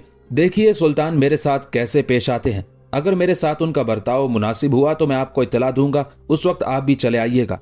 जाम कुछ कहने ही वाला था कि बाहर अजीम शोर बुलंद हुआ। जाम ने कहा, कोई और मुसीबत आई? मालूम होता है बागी कसरे शाही पर आ चढ़े हैं। शायद। अच्छा तुम ठहरो, मैं देखता हूं क्या मामला है। नहीं चाचा, आप ना जाएं, मुझे जाने दीजिए। बेटा, रियाया सबसे ज्यादा तुमसे ही नाराज है। आम लोगों का ख्याल है कि उनकी इस तकलीफ का बायस तुम ही हो। तुम ना चाहो, मुझे जाने दो। जैसी आपकी मर्जी। उस वक्त चंद मुअज़्ज़ज़ लोग आए। जाम उठकर खड़ा हो गया था और उन लोगों को देखकर फिर बैठ गया। आने वालों ने जाम को सलाम किया। जाम ने सलाम का जवाब देकर कहा, क्या बात है? उनमें से एक बूढ़े आदमी ने कहा, अब भूख की तकलीफ बर्दाश्त से बाहर हो गई है। पहले बच्चे और बूढ़े मर रहे थे, अब औरतें और कड़ियल जवान भी मरने लगे हैं। हमें अनाज दीजिए, हमारी जानें बचाइए। जाम ने कहा, मैं इसके लिए कोशिश कर रहा हूँ। मामला तय हो चुके हैं। बाबीना सुल्तान की खिदमत में जा रहे हैं। सुल्तान के पास काफी गल्ला है, बाबीना गल्ला लेकर आएंगे। मगर इतनी सब्र की ताकत किसमें है? फिर क्या इरादा है? जब हम मर रहे हैं तो उन लोगों को क्यों जिंदा रहने दें जिन्होंने हमें मौत के गार में धकेला है? इससे सिवाय खून रेजी के कोई फायदा ना होगा। तुम्हारी इस गड़बड़ में और देर हो जाएगी और जो इंतजाम हम कर रहे हैं उसमें खलल पड़ जाएगा। रियाया तबाह हो जाएगी और हुक्मरान बर्बाद हो जाएंगे। सारा मुल्क वीरान हो जाएगा। सब्र और समझ से काम लो। तुम अक्लमंद हो, खुद भी समझो और दूसरों को भी समझाओ। हमें आज शाम तक की मोहलत दो। अगर इस अरसे में हम तुम्हारे लिए कुछ ना कर सकें तो फिर तुमको इख्तियार है कि तुम हमको मार डालो। बूढ़े ने कहा, आपने माकूल बातें कही हैं। यही बातें कहकर आप उनका भी इत्मीनान कर दें जो कसरे शाही पर चढ़ आए हैं। जाम ने कहा, चलो मैं अपनी तमाम रियाया तक अपना पैगाम पहुंचा दूं। जाम उन लोगों के हमरा बाहर आया। देखा तो बाहर जबरदस्त मजमा था। जहां तक नजर जाती थी इंसानों के सर ही सर नजर आते थे। लोग जोश और गुस्से में भरे हुए थे। उनके तेवर कह रहे थे कि वो किस इरादे से आए हैं। जाम घबरा गया, लेकिन वो मौके की नजाकत देखकर फौरन और उसने बुलंद आवाज से कहा, मेरी मुसीबत ज़दा महबूब रियाया, सब्र और सुकून से मेरी बातें सुनो। लोग शोर कर रहे थे, सब खामोश हो गए। जाम ने कहा, मुझे तुम्हारी तकलीफों का एहसास है। मैंने तुम पर अपनी इज्जत और जान कुर्बान करने का इरादा कर लिया है।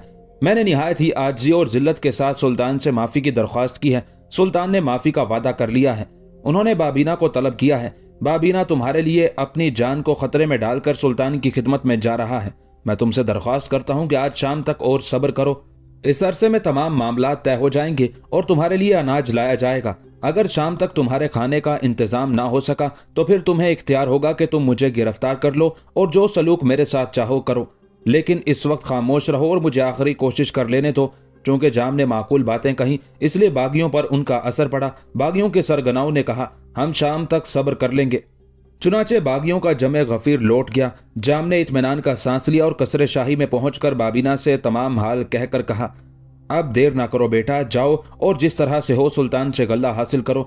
बाबीना ने लिबास बदला और कसरे शाही से निकलकर चंद एक सवारों को हमरा लिया और शाही कैंप की तरफ रवाना हुआ।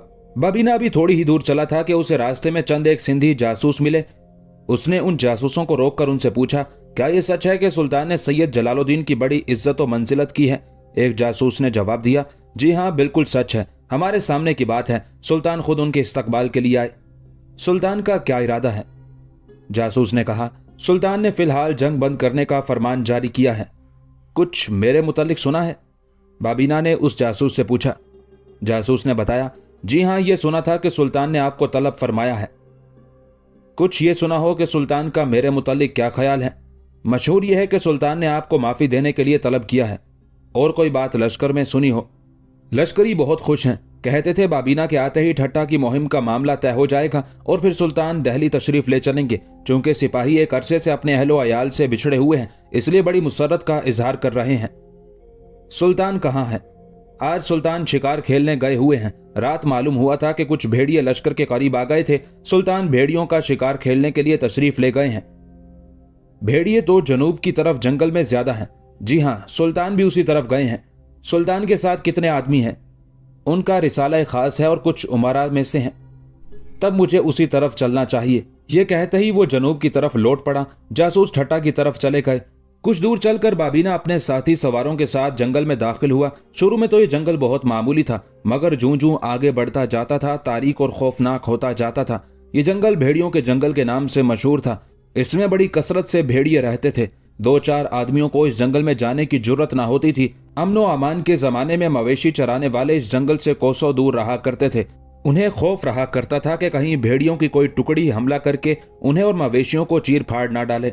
बाबीना के साथ तकरीबन 50 सवार थे। वो उस जंगल में घुसा चला जा रहा था। चूंकि यहाँ दरख्त कसरत से खड़े थे और एक दूसरे से मिले हुए थे, इसलिए काफी अंधेरा छाया हुआ था। कुछ फासला तय करने के बाद बाबीना ने बिगुल की आवाज सुनी। यह शाही बिगुल की आवाज थी। बाबीना ने कहा, मालूम होता है सुल्तान करीब ही हैं। वो और आगे बढ़ा। उसे चंद एक सवार भेड़ियों की एक कतार के पीछे कदरे तेजी से आते हुए नजर आए। भेड़िए बाबीना और उसके हमराहियों की तरफ भागे चले आ रहे थे। बाबीना ने अपने हमराहियों से कहा, दलेरो नेज़े निकालकर इन भेड़ियों का शिकार करो। उसके हमराहियों ने नेज़े निकाल लिए, मगर भेड़ियों ने उन्हें देख लिया। वो वहां से पलटकर फिर पीछे की तरफ भागे। उधर से चंद मुसलमान सवार आ रहे थे। उन्होंने घोड़ों को जरा तेज करके कई एक भेड़ियों को नेज़ों की अन्नियों पर उठा लिया। भेड़िए नेज़ों में बिंद कर रह गए, बाकी भेड़िए एक तरफ को भाग गए। सवारों ने घोड़ों से उतर कर भेड़ियों को नेज़ों से निकाला। उन सवारों के पीछे कुछ पैदल लोग भागे चले आ रहे थे। ये भी मुसलमान थे। उन्होंने उन भेड़ियों को पकड़कर मार डाला, उनकी खालें उतार ली और गोश्त उसी जगह छोड़ दिया गया। अब बाबीना मुसलमान सवारों के करीब पहुंच गया था। उसने उन सवारों से पूछा, आला हजरत सुल्तान मुअज्जम किस तरफ हैं? एक सवार ने कहा, पहले आप ये बताइए कि आप कौन हैं और क्यों सुल्तान को दरियाफ्त कर रहे हैं? मेरा नाम बाबीना है, मुझे उन्होंने तलब फरमाया था। ठीक है, लेकिन आप शाही कैंप में क्यों तशरीफ नहीं ले गए? मैं सुल्तान मुअज्जम के हजूर में जल्द से जल्द पहुंचना चाहता था, इसलिए इस तरफ चलाया। तब आप हमारे साथ आइए। ये सवार 15-20 थे। बाबीना उनके हमरा चला। उसने पूछा, क्या सुल्तान भी शिकार में मसरूफ हैं?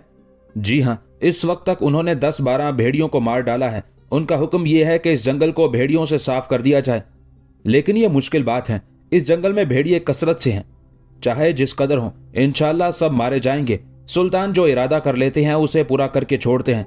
क्योंकि ये बात भी लश्कर में मशहूर हो गई है कि सुल्तान आपका कसूर माफ कर देंगे, इसलिए अब शाही लश्कर दिल्ली वापस जाएगा। मगर इस लश्कर की वापसी उसी वक्त होगी जब इस जंगल में भेड़िए ना रहें। इसलिए हर सवार भेड़ियों को हलाक करने में पूरी कोशिश कर रहा है। यही वजह है कि सुल्तान जिस मुहिम पर जाते हैं वहां से कामयाब होकर ही आते हैं। वो जिले इलाही हैं, कामयाब उनके हम रिकाब हैं। कुछ दूर चलकर बाबीना ने देखा कि सुल्तान भेड़ियों के पीछे घोड़ा डाले फिर रहे हैं। बाबीना ने उस वक्त अपनी पगड़ी अपने सर से उतारी और गले में डाल दी। वो घोड़े से उतर पड़ा और प्यादा सुल्तान की तरफ बढ़ा। ऐन उस वक्त सुल्तान ने एक भेड़िए को नेज़े में पिरोकर उठा लिया। खुद्दाम ने दौड़कर वो नेज़ा जिसमें भेड़िया बिंदा हुआ था सुल्तान के हाथ से ले लिया और दूसरा नेज़ा सुल्तान को दे दिया। सुल्तान ने घोड़े को जरा तेज करके एक और भेड़िए की पीठ पर नेज़ा मारा, जो हड्डी को तोड़कर पेट में घुस गया। सुल्तान ने नेज़ा हाथ से छोड़ दिया और खुद भी घोड़े से नीचे उतर आए। एक गुलाम खास ने सुल्तान से कहा, जहां पनाह बाबीना हाजिर है। सुल्तान ने कहा, पेश करो। गुलाम चला गया। सुल्तान इंतजार करने लगे। उस वक्त सुल्तान के चारों तरफ किसी कदर फासले पर शाही रिसाले के सवार भेड़ियों को शिकार करते फिर रहे थे। थोड़ी ही देर में बाबीना सुल्तान के रूबरू इस हालत में हाजिर हुआ कि उसकी पगड़ी उसके गले में पड़ी हुई थी, तलवार पुश्त के पीछे थी, सर नंगा था। वो आते ही सुल्तान के कदमों में गिर पड़ा। सुल्तान ने उसकी पीठ पर हाथ रखकर कहा, बाबीना उठो। बाबीना उठा और हाथ बांधकर खड़ा हो गया। उसने अर्ज की, पीरो मुर्शद, खतावार हूं, अगरचे मेरा जुर्म नाकाबिले माफी है, लेकिन सुल्तान की ख़ुव्वे अफ़्व इस कदर बड़ी हुई है कि मुझ जैसे मुजरिम को भी माफी की उम्मीद है। हमारा अफ़्व आम है, हम आम तौर पर मुजरिमों को माफ कर देते हैं। तुझे ये बात मालूम थी, फिर तू हमसे क्यों डरता था? मैं अपनी हमाकत व गलती पर शर्मसार था। बड़ी हुई निदामत आला हजरत के हजूर में हाजिर होने की जुर्रत ना होने देती थी। ये तुम्हारी और गलती थी। तुम्हारा ना आना तुम्हारे तमर्रुद और सरकशी पर महमूल किया जाता था। ये सच है जिल्ले इलाही, अब मैं हाजिर हूं। माफ फरमा दीजिए या सर उड़ा दीजिए। आजिजों का सर उड़ाना मर्दान की नहीं है। ये बात एक बादशाह की शान के खिलाफ है कि बागी और सरकश आजी से माफी की उम्मीद में उसके हजूर में आए और बादशाह उसका सर उड़ा दे। हाँ, अगर कोई ऐसा बागी हो कि उसने पहले भी इजहार निदामत करके माफी चाही हो और उसे माफ कर दिया गया हो, मगर उसने फिर सरकशी की हो, फिर उसे माफ करना आईने सियासत के खिलाफ है। काश जहां पनाह की इस मुरव्वत और अफ़्व आम का हाल मुझे पहले हो जाता, तब तू शायद इस कदर परेशान और इस कदर खौफजदा होकर तकलीफें उठाता। बेशक मैं अर्ज नहीं कर सकता कि मैंने किस कदर गम व फिक्र उठाए हैं और किस कदर तकलीफें बर्दाश्त की हैं। अच्छा, अब तुम क्या चाहते हो?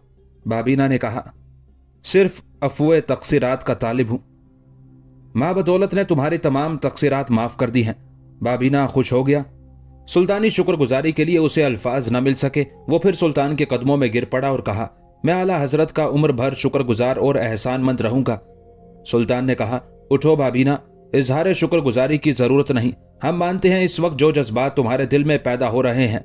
बाबीना उठ खड़ा हुआ। सुल्तान ने एक अमीर की तरफ इशारा किया। अमीर जल्दी से वहां से हट गया और एक अरबी घोड़ा ले आया जिस पर ऐसा जीन कसा हुआ था जिसमें सोने चांदी का गंगा जमनी काम हुआ था और जीन पोश में मोतियों और जवाहरात की झालर लटकी हुई थी। सुल्तान ने घोड़ा बाबीना को अता फरमाया। बाबीना फिर एक मर्तबा कदम बोस हुआ और उठकर सुल्तान को दुआएं देने लगा। सुल्तान ने अब अपने घोड़े पर सवार होने का कष्ट किया। दफतन कुछ शोर बुलंद हुआ। सुल्तान ने पूछा, ये शोर कैसा है? चंद खादिम दौड़कर गए और खबर लाए कि भेड़ियों की बड़ी भारी जमीयत पनागाहों से निकलकर सिपाहियों पर हमलावर हुई है। उन्होंने चंद एक प्यादों को जख्मी कर दिया है। सुल्तान ये सुनते ही फौरन घोड़े पर सवार हो गए। उन्होंने बाबीना से कहा, तुम ठहरो, हम भेड़ियों का शिकार करने जा रहे हैं। बाबीना ने अर्ज की कि अगर आला हजरत का हुक्म हो तो ये खादिम भी अपने सिपाहियों के साथ भेड़ियों का शिकार कर ले। भेड़िए इंसानों के दुश्मन है, उन दुश्मनों का किला कुमा करना मेरा इंसानी फर्ज है। तुम भी इस नेक काम में मुसलमानों की मदद करो। ये कहते ही सुल्तान उस तरफ जिस तरफ से शोर की आवाज आई थी रवाना हुए। बाबीना भी अपने घोड़े पर सवार हो गया। उसके सवार उससे चंद कदम पीछे खड़े थे। वो उन्हें साथ लेकर एक तरफ चला। सुल्तान ने उस जगह पहुंचकर जहां बहुत से सवार जमा थे देखा कि सैकड़ों भेड़िए बड़ी दलेरी और खूनख्वारी से हमले कर रहे थे। सुल्तान ने प्यादों से कहा, यह क्या नामर्दी है? तुम सवारों से पीछे डरे खड़े हो, हालांकि मुसल्ला हो। यह कहते ही सुल्तान घोड़े से उतर पड़े और नेजा हाथ में लेकर बढ़ते हुए बोले, भेड़ियों से डरना क्या, उन्हें पैदल ही शिकार करना चाहिए। चुनाचे सुल्तान निहायत तेजी से लपक कर भेड़ियों पर हमलावर हुए। सवारों ने जब सुल्तान को प्यादा भेड़ियों पर हमला करते देखा तो सब घोड़ों से उतर पड़े और बड़े जोश से भेड़ियों पर टूट पड़े। वो प्यादे जो पीछे खड़े थे वो भी आकर शामिल हो गए। सुल्तान ने जल्दी जल्दी वार करके 4 भेड़ियों को मार डाला और मुसलमानों ने भी किसी ने 1 किसी ने 2 भेड़िए उड़ा डाले। इस तरह चश्मे ज़दन में बहुत से भेड़ियों का सफाया हो गया। जो बाकी बचे वो इधर उधर भागे। सुल्तान ने कहा, अब घोड़ों पर सवार होकर इनका ताक़ुब करो। फौरन सुल्तान के लिए घोड़ा लाया गया। सुल्तान सवार हो गए और मुसलमान भी अपने अपने घोड़ों पर सवार हुए और सब भेड़ियों के ताक़ुब में इधर उधर दौड़ पड़े। वो बहुत जल्द भेड़ियों के करीब पहुंच गए और उन्होंने नेज़े मार मार कर उन्हें हलाक करना शुरू कर दिया। सामने से बाबीना और उसके सवारों ने भेड़ियों पर हमला किया। उन्होंने भी कई भेड़िए मार डाले। आखिर भेड़ियों की वो जमीयत जो पनाहगाह से निकली थी, सब की सब मार डाली गई। बमुश्किल एक दो भेड़िए भागकर अपनी जान बचाकर ले जा सके। मुसलमान जंगल के चप्पे चप्पे पर छा गए थे। वो ढूंढ ढूंढ कर भेड़ियों का शिकार कर रहे थे। कुछ लोग उन भेड़ियों की खालें उतारने में लगे हुए थे। सुल्तान अभी तक भेड़ियों की तलाशो तजस्सुस कर रहे थे कि एक गुलाम ने आकर अर्ज की, जहां पना जाम हाजिर हुआ है और बारियाबी की इजाजत चाहता है। सुल्तान ने कहा, इजाजत है। गुलाम चला गया। थोड़ी ही देर में जाम और बाबीना हाजिर हुए। जाम ने पगड़ी हाथ में ले रखी थी। वो आते ही सुल्तान के कदमों में झुका। सुल्तान ने कहा, इस इजहार फिरोतनी की जरूरत नहीं, सीधे खड़े हो जाओ। जाम ने खड़ा होकर कहा, मैं बड़ा खतावार हूं, मेरे गुनाह शुमार से ज्यादा हैं, लेकिन सुल्तानी अफ़्व मेरी खताओं से बड़ा हुआ है। सुल्तान ने कहा, तुम हिरासा ना हो, हम मुजरिमों पर उनके इजहार निदामत पर एक मर्तबा जरूर मेहरबानी किया करते हैं। जाम ने कहा, हजूर का यही लुत्फ़-ए-आम मुझे आला हजरत के हजूर में खींच लाया है। माँ बदौलत ने तुम्हें तनबीह की थी कि तगी बागी को पनाह देकर सुल्तानी गजब को ना भड़काओ। जाम ने कहा, मेरी सबसे बड़ी गलती यही है कि मैंने उस तनबीह को ना सुना। इससे हमारा यह मतलब नहीं है कि हम तुम्हारी सरकशी की फहरिस्त तुमको सुनाएं, बल्कि ये पूछना चाहते हैं कि तगी को पनाह देकर तुम्हें क्या मिला? जिल्लत, तकलीफ, परेशानी और गम, इसके सिवा कुछ नहीं। जाम ने निदामत से सर झुकाते हुए कहा, अक्लमंद आदमी कभी उस काम को नहीं किया करते जिसमें कुछ फायदा ना हो। मेरी अकल तो उसी वक्त रुखसत हो गई थी जब मैंने शाही बागी को पनाह दी थी। तुम सल्तनत से टकराए, तुमने समझा था दूर दराज का मामला है, सल्तनत कोई नोटिस ना लेगी। लेकिन यह ना समझे कि सल्तनत का कयाम भी इस बात पर है कि सरकशो बागी करीब हो या दूर, उनकी सरजनिश की जाए। आला हजरत सही फरमा रहे हैं। किस कदर नुकसान उठाया तुमने? जाम ने कहा, मुझे और मेरी सल्तनत को इस कदर नुकसान पहुंचा है कि 20 बरस में भी उसकी तलाफी नहीं की जा सकती।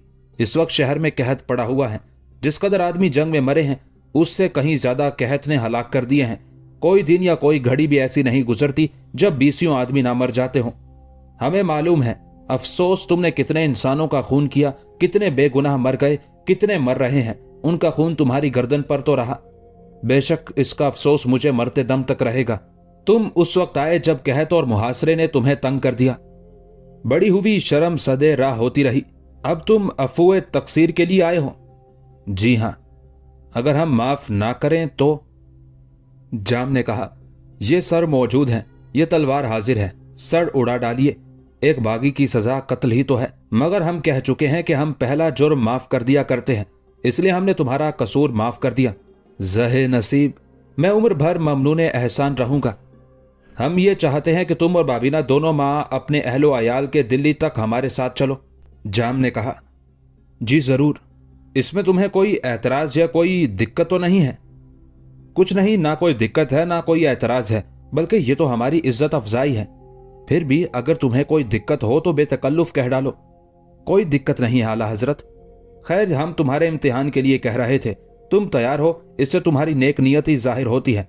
इम्तिहान हो गया, अब तुम ना जाओ। यूं तो जो जहां पनाह हुक्म देंगे उसकी तामील होगी, लेकिन दरअसल मैं आला हजरत के हम रिकाब दहली तक जाना चाहता हूं।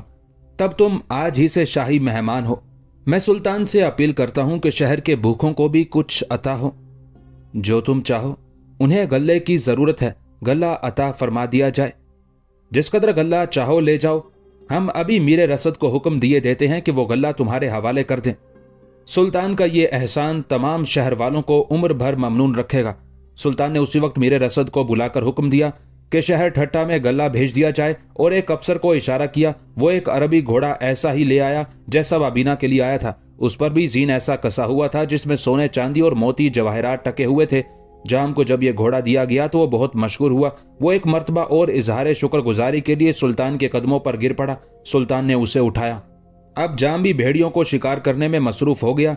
शाम तक ये सब भेड़ियों को ढूंढ ढूंढ कर कत्ल करते रहे। भेड़िए या तो मार डाले गए या वहां से भगा दिए गए। वो जंगल उनके वजूद से पाक हो गया। शाम को सुल्तान मां तमाम सिपाहियों के जाम और बाबीना के शाही कैंप में आ गए। मसरूर खान जहां से मिले थे। खान जहां को रिहाना के साथ उनकी उनसियत और मोहब्बत का हाल मालूम था। हालांकि वो समझते थे कि उनकी मोहब्बत का हाल शायद किसी को भी मालूम नहीं है। उन्हें बेहद ताज्जुब हुआ कि उनकी मोहब्बत का राज आमतौर पर मशहूर ना हो जाए। वो डरे कि अगर लेस के कानों में उसकी कुछ भनक जा पड़ी तो वो सख्त बरहम हो जाएंगे और लेस के दिल में जो उनकी कदर मंजिलत है वो जाती रहेगी। वो यकीनन उनके पास ठहरना गवारा ना करेंगे, जरूर उठकर कहीं और चले जाएंगे। अब उन्होंने अपने दिल को टटोला तो मालूम हुआ कि वो रिहाना की जुदाई एक दिन तो क्या 1 घंटा भी बर्दाश्त नहीं कर सकते। चूंकि रिहाना उनके मकान के पास ही मुकीम है, इसलिए उनके दिल को इत्मीनान है। फिर भी अगर किसी रोज रिहाना नहीं आती तो उन्हें तशवीश हो जाती है और वो किसी न किसी बहाने से लेस के खेमे पर पहुंच जाते हैं। गरज के जब तक उस बुते तन्नास को देख नहीं लेते और उससे बातें नहीं कर लेते, उनके दिल को आराम नहीं आता। लेकिन अब उन्हें दानिशमंदी इस बात में मालूम हुई कि वो रिहाना से ज्यादा रब्तो जब्त ना बढ़ाएं, उससे मुलाकात में एहतियात रखें और कोई बात ऐसी ना करें जिससे लेस को कुछ शुबा हो जाए। साथ ही ये भी मुनासिब मालूम हुआ कि लेस की ऐसी खिदमत करें कि अगर उन्हें रिहाना से उनकी मोहब्बत का हाल मालूम भी हो जाए तो वो ज्यादा खफा ना हो, नाराज होकर वहां से चले ना जाएं। वो खूब जानते थे कि लेस निहायत नेक और बड़े सीधे आदमी हैं, उनसे यानी मसरूर से मोहब्बत भी करते हैं, शायद जल्दी खफा ना हो। मगर वो इस बात को भी समझते थे कि वो यानी लेस इराक के रहने वाले हैं, उस सरजमीन में मोहब्बत करने वालों को अच्छी नजर से नहीं देखा जाता। फिर वो सोचने लगे कि हिंदुस्तान में भी यही बात है, यहाँ भी जब किसी को किसी से मोहब्बत हो जाती है तो दोनों बदनाम हो जाते हैं और लड़की के वालिदैन लड़के की सूरत देखना भी गवारा नहीं करते। गरज उस किस्म के ख्यालात मसरूर को परेशान रखते थे और उससे उन्हें रूहानी अजियत होती थी। ना तो उनके बस की ये बात थी कि वो रिहाना से रब्तो जब्त कम कर दें, मुलाकातों में एहतियात करें, और ना इसे ही मुनासिब समझते थे कि ताल्लुकात को और बढ़ाएं। इसके अलावा वाकयात कुछ ऐसे पेश आ जाते थे कि जब उन्हें रिहाना से मिलने का ख्याल भी ना होता तो अचानक मुलाकात हो जाती थी। उन्होंने लेस की खिदमत और मुदारात पहले से ज्यादा करनी शुरू कर दी थी। लेस उनसे पहले ही से मोहब्बत करते थे, अब और भी करने लगे थे। वो उन्हें अपना बेटा समझने लगे थे। एक रोज मसरूर अपनी वालदा के पास पहुंचे। उनकी वालदा ने उनकी शादी का तज़किरा शुरू कर दिया। अब तुम माशाल्लाह जवान हो गए हो, मैं बूढ़ी होती जा रही हूँ, तुम्हारी शादी देखने का अरमान है। खुदा तुम्हारे अब्बा को जन्नत नसीब करे, उन्हें तुम्हारे ब्याह की बड़ी जल्दी थी। उन्होंने एहसान खान की हमशीरा को पसंद किया था। पैगाम देने वाले आए थे कि पयामे अजल आ गया। अब मैं चाहती हूँ कि तुम्हारी शादी के फर्ज से सुबकदोश हो जाऊं। उस गुफ्तगू से मसरूर बड़ी उलझन में पड़ गए। उन्होंने एहसान खान की बहन को देखा था, खासी खूबसूरत थी। अगर पहले से शादी हो जाती तो वो कोई एतराज ना करते, लेकिन अब सूरत हाल बदल गई थी। अब उनके दिल में रिहाना की मोहब्बत पैदा हो गई थी। अब वो एहसान की बहन से मोहब्बत करने पर तैयार ना थे, लेकिन साफ इनकार भी ना कर सकते थे। सर झुकाए खामोश बैठे थे। उनकी वालदा ने कहा, बेटा अब मैं पयाम देने जाने वाली हूँ, बहू घर में आ जाएगी तो और रौनक बढ़ जाएगी। मसरूर ने कहा, अम्मी जान अभी जल्दी क्या है, अभी तो ठट्टा की मुहिम सर पर है। सुल्तान वहां मसरूफ जंग है, ना मालूम किस वक्त मुझे तलब कर ले। इस मुहिम को खत्म हो जाने दीजिए। यही बात मुझे रोके हुए है। कुछ मालूम हुआ कि ठट्टा में क्या हो रहा है। जंग हो रही है, ये नहीं कहा जा सकता कि कब ये जंग खत्म होगी। अम्मी खुदा करे जल्द खत्म हो जाए। कुछ देर और बैठकर मसरूर वहां से उठे और हुरबानों के कमरे में पहुंचे। मालूम हुआ कि वो गुस्ल करने गई हैं। वो वहां से सीधे अपने कमरे में आए। उन्होंने देखा कि रिहाना वहां खड़ी है। वह उस हूर जमाल को अपने कमरे में खड़ा देखकर हैरान रह गए। रिहाना ने शायद उनके कदमों की चाप सुन ली थी। उसने पलट कर देखा, उस वक्त उसके चेहरे पर नूर बरस रहा था। जहां बख्श लबों पर हल्का सा तबस्सुम था। उसने उनकी तरफ घूमकर कहा, मैं हुरबानों के कमरे में गई थी, वो वहां नहीं मिली। मैंने समझा कि आपके पास होंगी, यहां चली आई। यहां देखा तो कमरा ही खाली था। मसरूर ने उसके आतिशनाक रुखसार को देखते हुए कहा, हुरबानो गुसल करने गई हैं, मैं अम्मी जान के पास बैठा था। बैठ जाइए, हुरबानो तो यहीं आ जाएगी। अगर नईमा यहाँ आ गई तो नामालूम क्या शरारत कर बैठे, इसलिए मुझे जाना ही चाहिए। मगर तुम नईमा से इतना क्यों डरती हो? वो बड़ी शौक लड़की है, नामालूम क्या कह बैठे। मैं उसे समझा दूंगा, वो कुछ ना कहेगी। ना ना, आप उससे कुछ ना कहें, वो बड़ी शरीर है। अगर यहाँ चुप रही तो खेमे पर जाकर बरसेगी। मुझे तुमसे एक बात कहनी थी, जल्दी से कह डालिए। जरा की जरा इत्मीनान से बैठकर सुन लीजिए। अच्छा। वो बैठ गई। उसे जरा फासले पर मसरूर बैठ गए। मसरूर उस मस्ते शबाब को देख रहे थे। कभी कभी वो भी शर्मीली नजरों से उन्हें देख लेती थी। उसने कहा, कहिए ना, क्या चाहते थे आप? मैं ये सोच रहा हूं कि कहूं या ना कहूं, फिर पहले सोच ही लिया होता। अच्छा तो सोच लूं? रिहाना ने उठने का इरादा करते हुए कहा। हाँ, खूब सोच लीजिए। मगर तुम चली कहां? आप सोच लीजिए, जब फिर आऊंगी तब सुन लूंगी। सोचना यह है कि तुम उस बात को सुनकर खफा तो ना हो जाओगी। ऐसी बात ही क्यों कहते हो? बात तो ऐसी नहीं है, मगर खौफ है। जब कोई ऐसी बात ही नहीं है तो फिर खौफ क्या कह डालिए। अच्छा तो सुनिए। रिहाना फिर इत्मीनान से बैठ गई और मस्तो बेखुद करने वाली होशरुबा निगाहों से मसरूर को देखने लगी। मसरूर ने कहा, मैं खान जहां के पास गया था, मुझे मालूम है।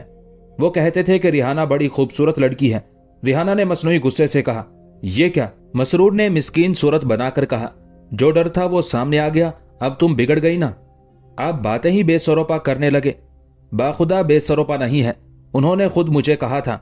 वो मुझे क्या जाने, वो अच्छी तरह जानते हैं।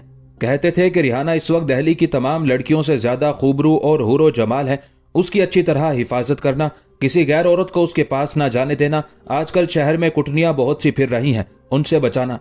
जरूर आपने कोई जिक्र किया होगा। बिल्कुल नहीं, वो बूढ़े आदमी है, मैं उन्हें अपने वालिद की जगह समझता हूं। मेरी शर्म ये कैसे इजाजत देती कि मैं उनसे तुम्हारा तज़किरा करता, और मुझे उससे फायदा भी क्या था। रिहाना चुप रही। मसरूर ने कहा, मुझे हैरत है कि तुम्हारे हुस्न का चर्चा तमाम दिल्ली में आम हो गया है। रिहाना ने तेज नजरों से कहा, फिर आपने ऐसी बातें शुरू की। मसरूर ने मतानत से कहा, मैं बिल्कुल भी इस किस्म की बातें करना नहीं चाहता, मगर जो वाकया पेश आता है या जो बात सुनने में आती है वो कह देता हूं। शंकर दत्त और फूल कंवर चाहते हैं कि तुम मंदिर में दाखिल होकर दासी बन जाओ। पीरे तरीकत फिरदौस जार में दाखिल करके हूर बनाना चाहते हैं। खान जहां तुमको हूर जमाल समझते हैं। इतने लोगों का हाल तो मुझे मालूम है, और भी बहुत से ऐसे लोग होंगे जो तुम्हें खुदा जाने क्या क्या समझते होंगे। ये तमाम बातें कहने से मेरा मकसद ये है कि मैं तुमको ये बताऊं कि दिल्ली वाले तुम्हें सबसे ज्यादा खूबसूरत लड़की समझ रहे हैं। तुमको अपनी हिफाजत करनी चाहिए, किसी औरत को अपने पास ना आने देना चाहिए, ना कहीं आना जाना चाहिए। खेमे से जब यहाँ आओ, यहाँ से खेमे में जाओ तो नईमा या किसी और को जरूर साथ ले लिया करो। मगर आपको ये मालूम नहीं कि मैं एक इराकी लड़की हूं। ये किसी की मजाल नहीं हो सकती कि मेरी मर्जी के खिलाफ मेरी तरफ आंख उठाकर भी देख सके। ये कहते हुए रिहाना को कुछ जोश आ गया, जिससे उसके चेहरे पर और भी सुर्खी बिखर गई और उसके आरिज़ बिल्कुल भभूका हो गए। मसरूर ने उस शोलारू को देखा, देखते रहे, फिर बोले, मगर इराकी लड़कियां जहां जबरदस्ती की जाती हो वहां शायद कुछ कर ले, लेकिन जहां मकरो फरेब और झूठी मोहब्बत जताई जाए वहां कुछ भी ना कर सकेंगी। आप इत्मीनान रखिए, मुझे ना कोई धोखा दे सकता है, ना मकर और फरेब। उस वक्त नईमा आ गई। उसने कमरे में दाखिल होकर कहा, मैं पहले ही समझती थी कि तू कहां मिलेगी। रिहाना शर्मा गई। मसरूर ने कहा, यह हूर बानो से मिलने आई थी। नईमा ने शौकी से मुस्कुराकर कहा, और आप शायद हूर बानो ही हैं। अब मसरूर को भी मुताज्जिब होना पड़ा। नईमा ने कहा, शर्माइए नहीं, मैं जा रही हूं, आप बातें कर लें। नईमा मुड़ी। रिहाना ने कहा, ठहरो नईमा, मैं भी चलती हूं। ऐन उस वक्त हूर बानो और फूल कंवर आ गई। हूर बानो ने कहा, खूब हुआ, नईमा और रिहाना भी यहीं मिल गई। ये फूल कंवर तुमसे मिलने आई हैं। नईमा ने शरारत से कहा, जहे नसीब, चलिए फिर आपके कमरे में चलें। आइए। क्यों, क्या हम सब यहाँ नहीं बैठ सकते? फूल कंवर ने उनसे पूछा। क्यों नहीं, शौक से बैठिए, मैं बाहर जा बैठूंगा। ये कहते ही मसरूर उठने लगे। फूल कंवर ने कहा, अच्छा अगर आप अब जा रहे हैं तो थोड़ी देर में आ जाइएगा, आपसे भी कुछ कहना है, किसी से मुझे बुलवा लेना। फूल कंवर ने कहा, अच्छा। मसरूर उन सीमतन हूर जमालों के पास से चले आए और लेस के पास आकर बातें करने लगे। ये चारों लड़कियां पास पास बैठ गईं। चारों खूबसूरत थी। तमाम कमरा उनके हुस्न की ज़िया से जगमगा उठा। बिल्कुल ऐसा मालूम होने लगा था जैसे चार चांद एक बुर्ज में जमा हो गए हैं। जब वो हंसती थी तो बिजलियां सी झिलमिलाने लगती थी। कुछ देर तो चारों बैठी हंस हंस कर बातें करती और एक दूसरे को छेड़ती रहीं। उसके बाद दोपहर के खाने का वक्त आ गया। हूर बानो ने उस कमरे में दस्तरखान बिछवाकर खाना चुनवा दिया। फूल कंवर के वास्ते बाजार से कचौरियां, तरकारियां, मिठाई और नमकीन मंगवाया गया। उसके लिए भी खाना उसी दस्तरखान पर चुन दिया गया।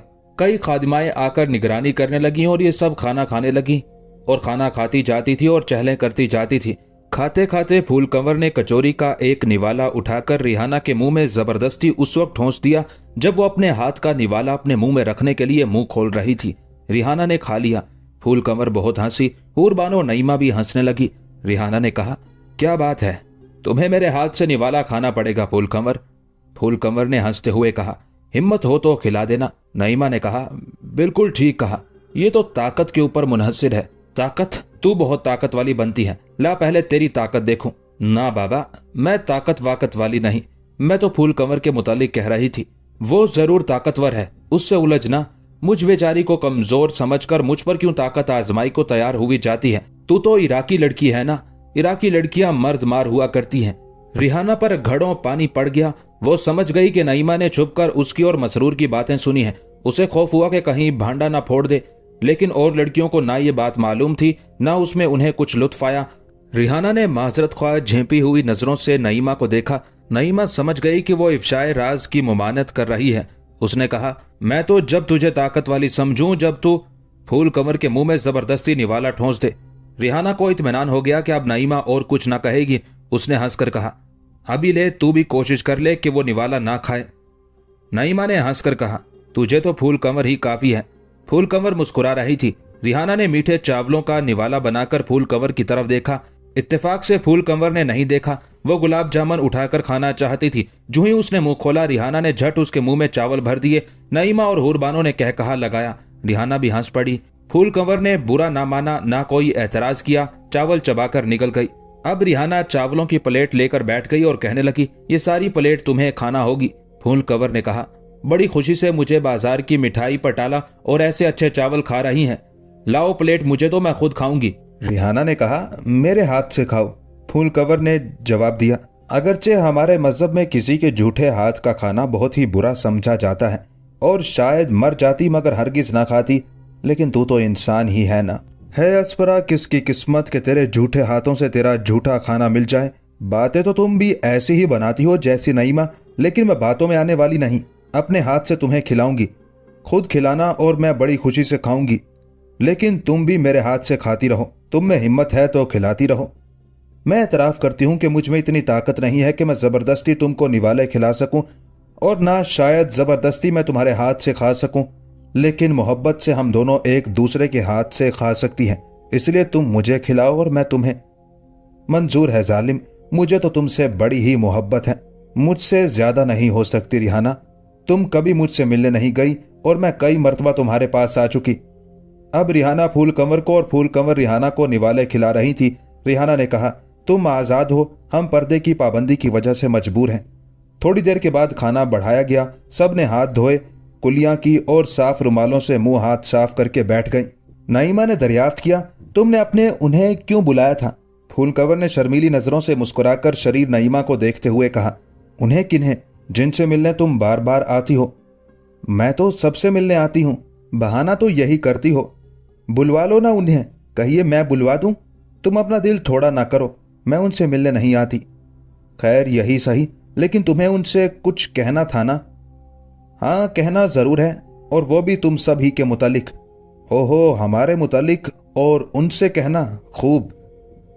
जी हाँ, तुम बगैर उनकी इजाजत के कहीं जाती नहीं हो ना, और मैं तुम्हें मदऊ करने आई हूं, इसलिए उनसे मिलना जरूरी मालूम होता है।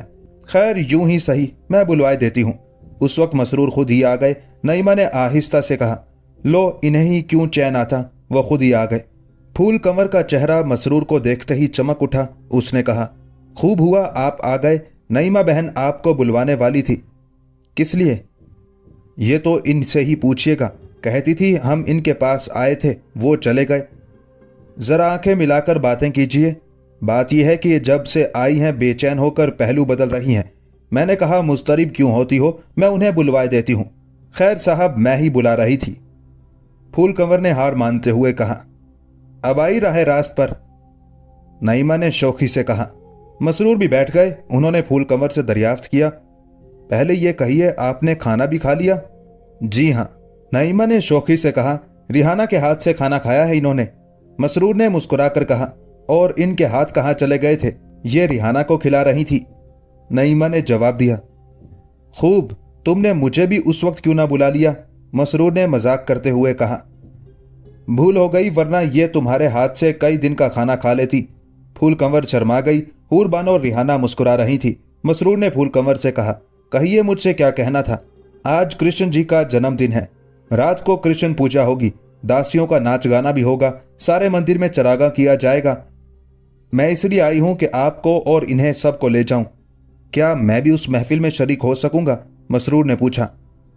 अगरचे मुसलमान मर्दों को उस महफिल में शरीक होने की इजाजत नहीं है, लेकिन मैं जरूर आपको शरीक करूंगी।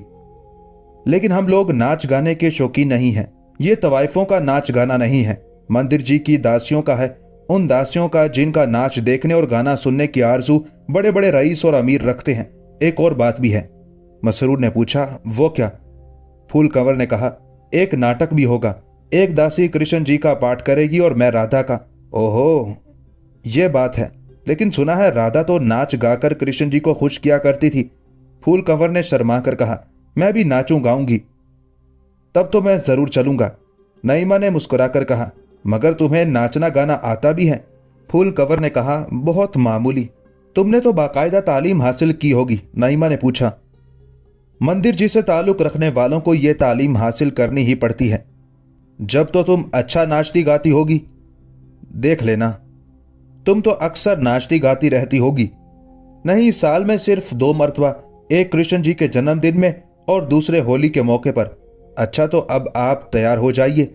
रिहाना और नईमा को तो अपने बुजुर्गों से इजाजत लेनी है और हुरबानो को अम्मी जान से। आप सबको इजाजत दिलवा सकते हैं, मेहरबानी करके दिला दीजिए।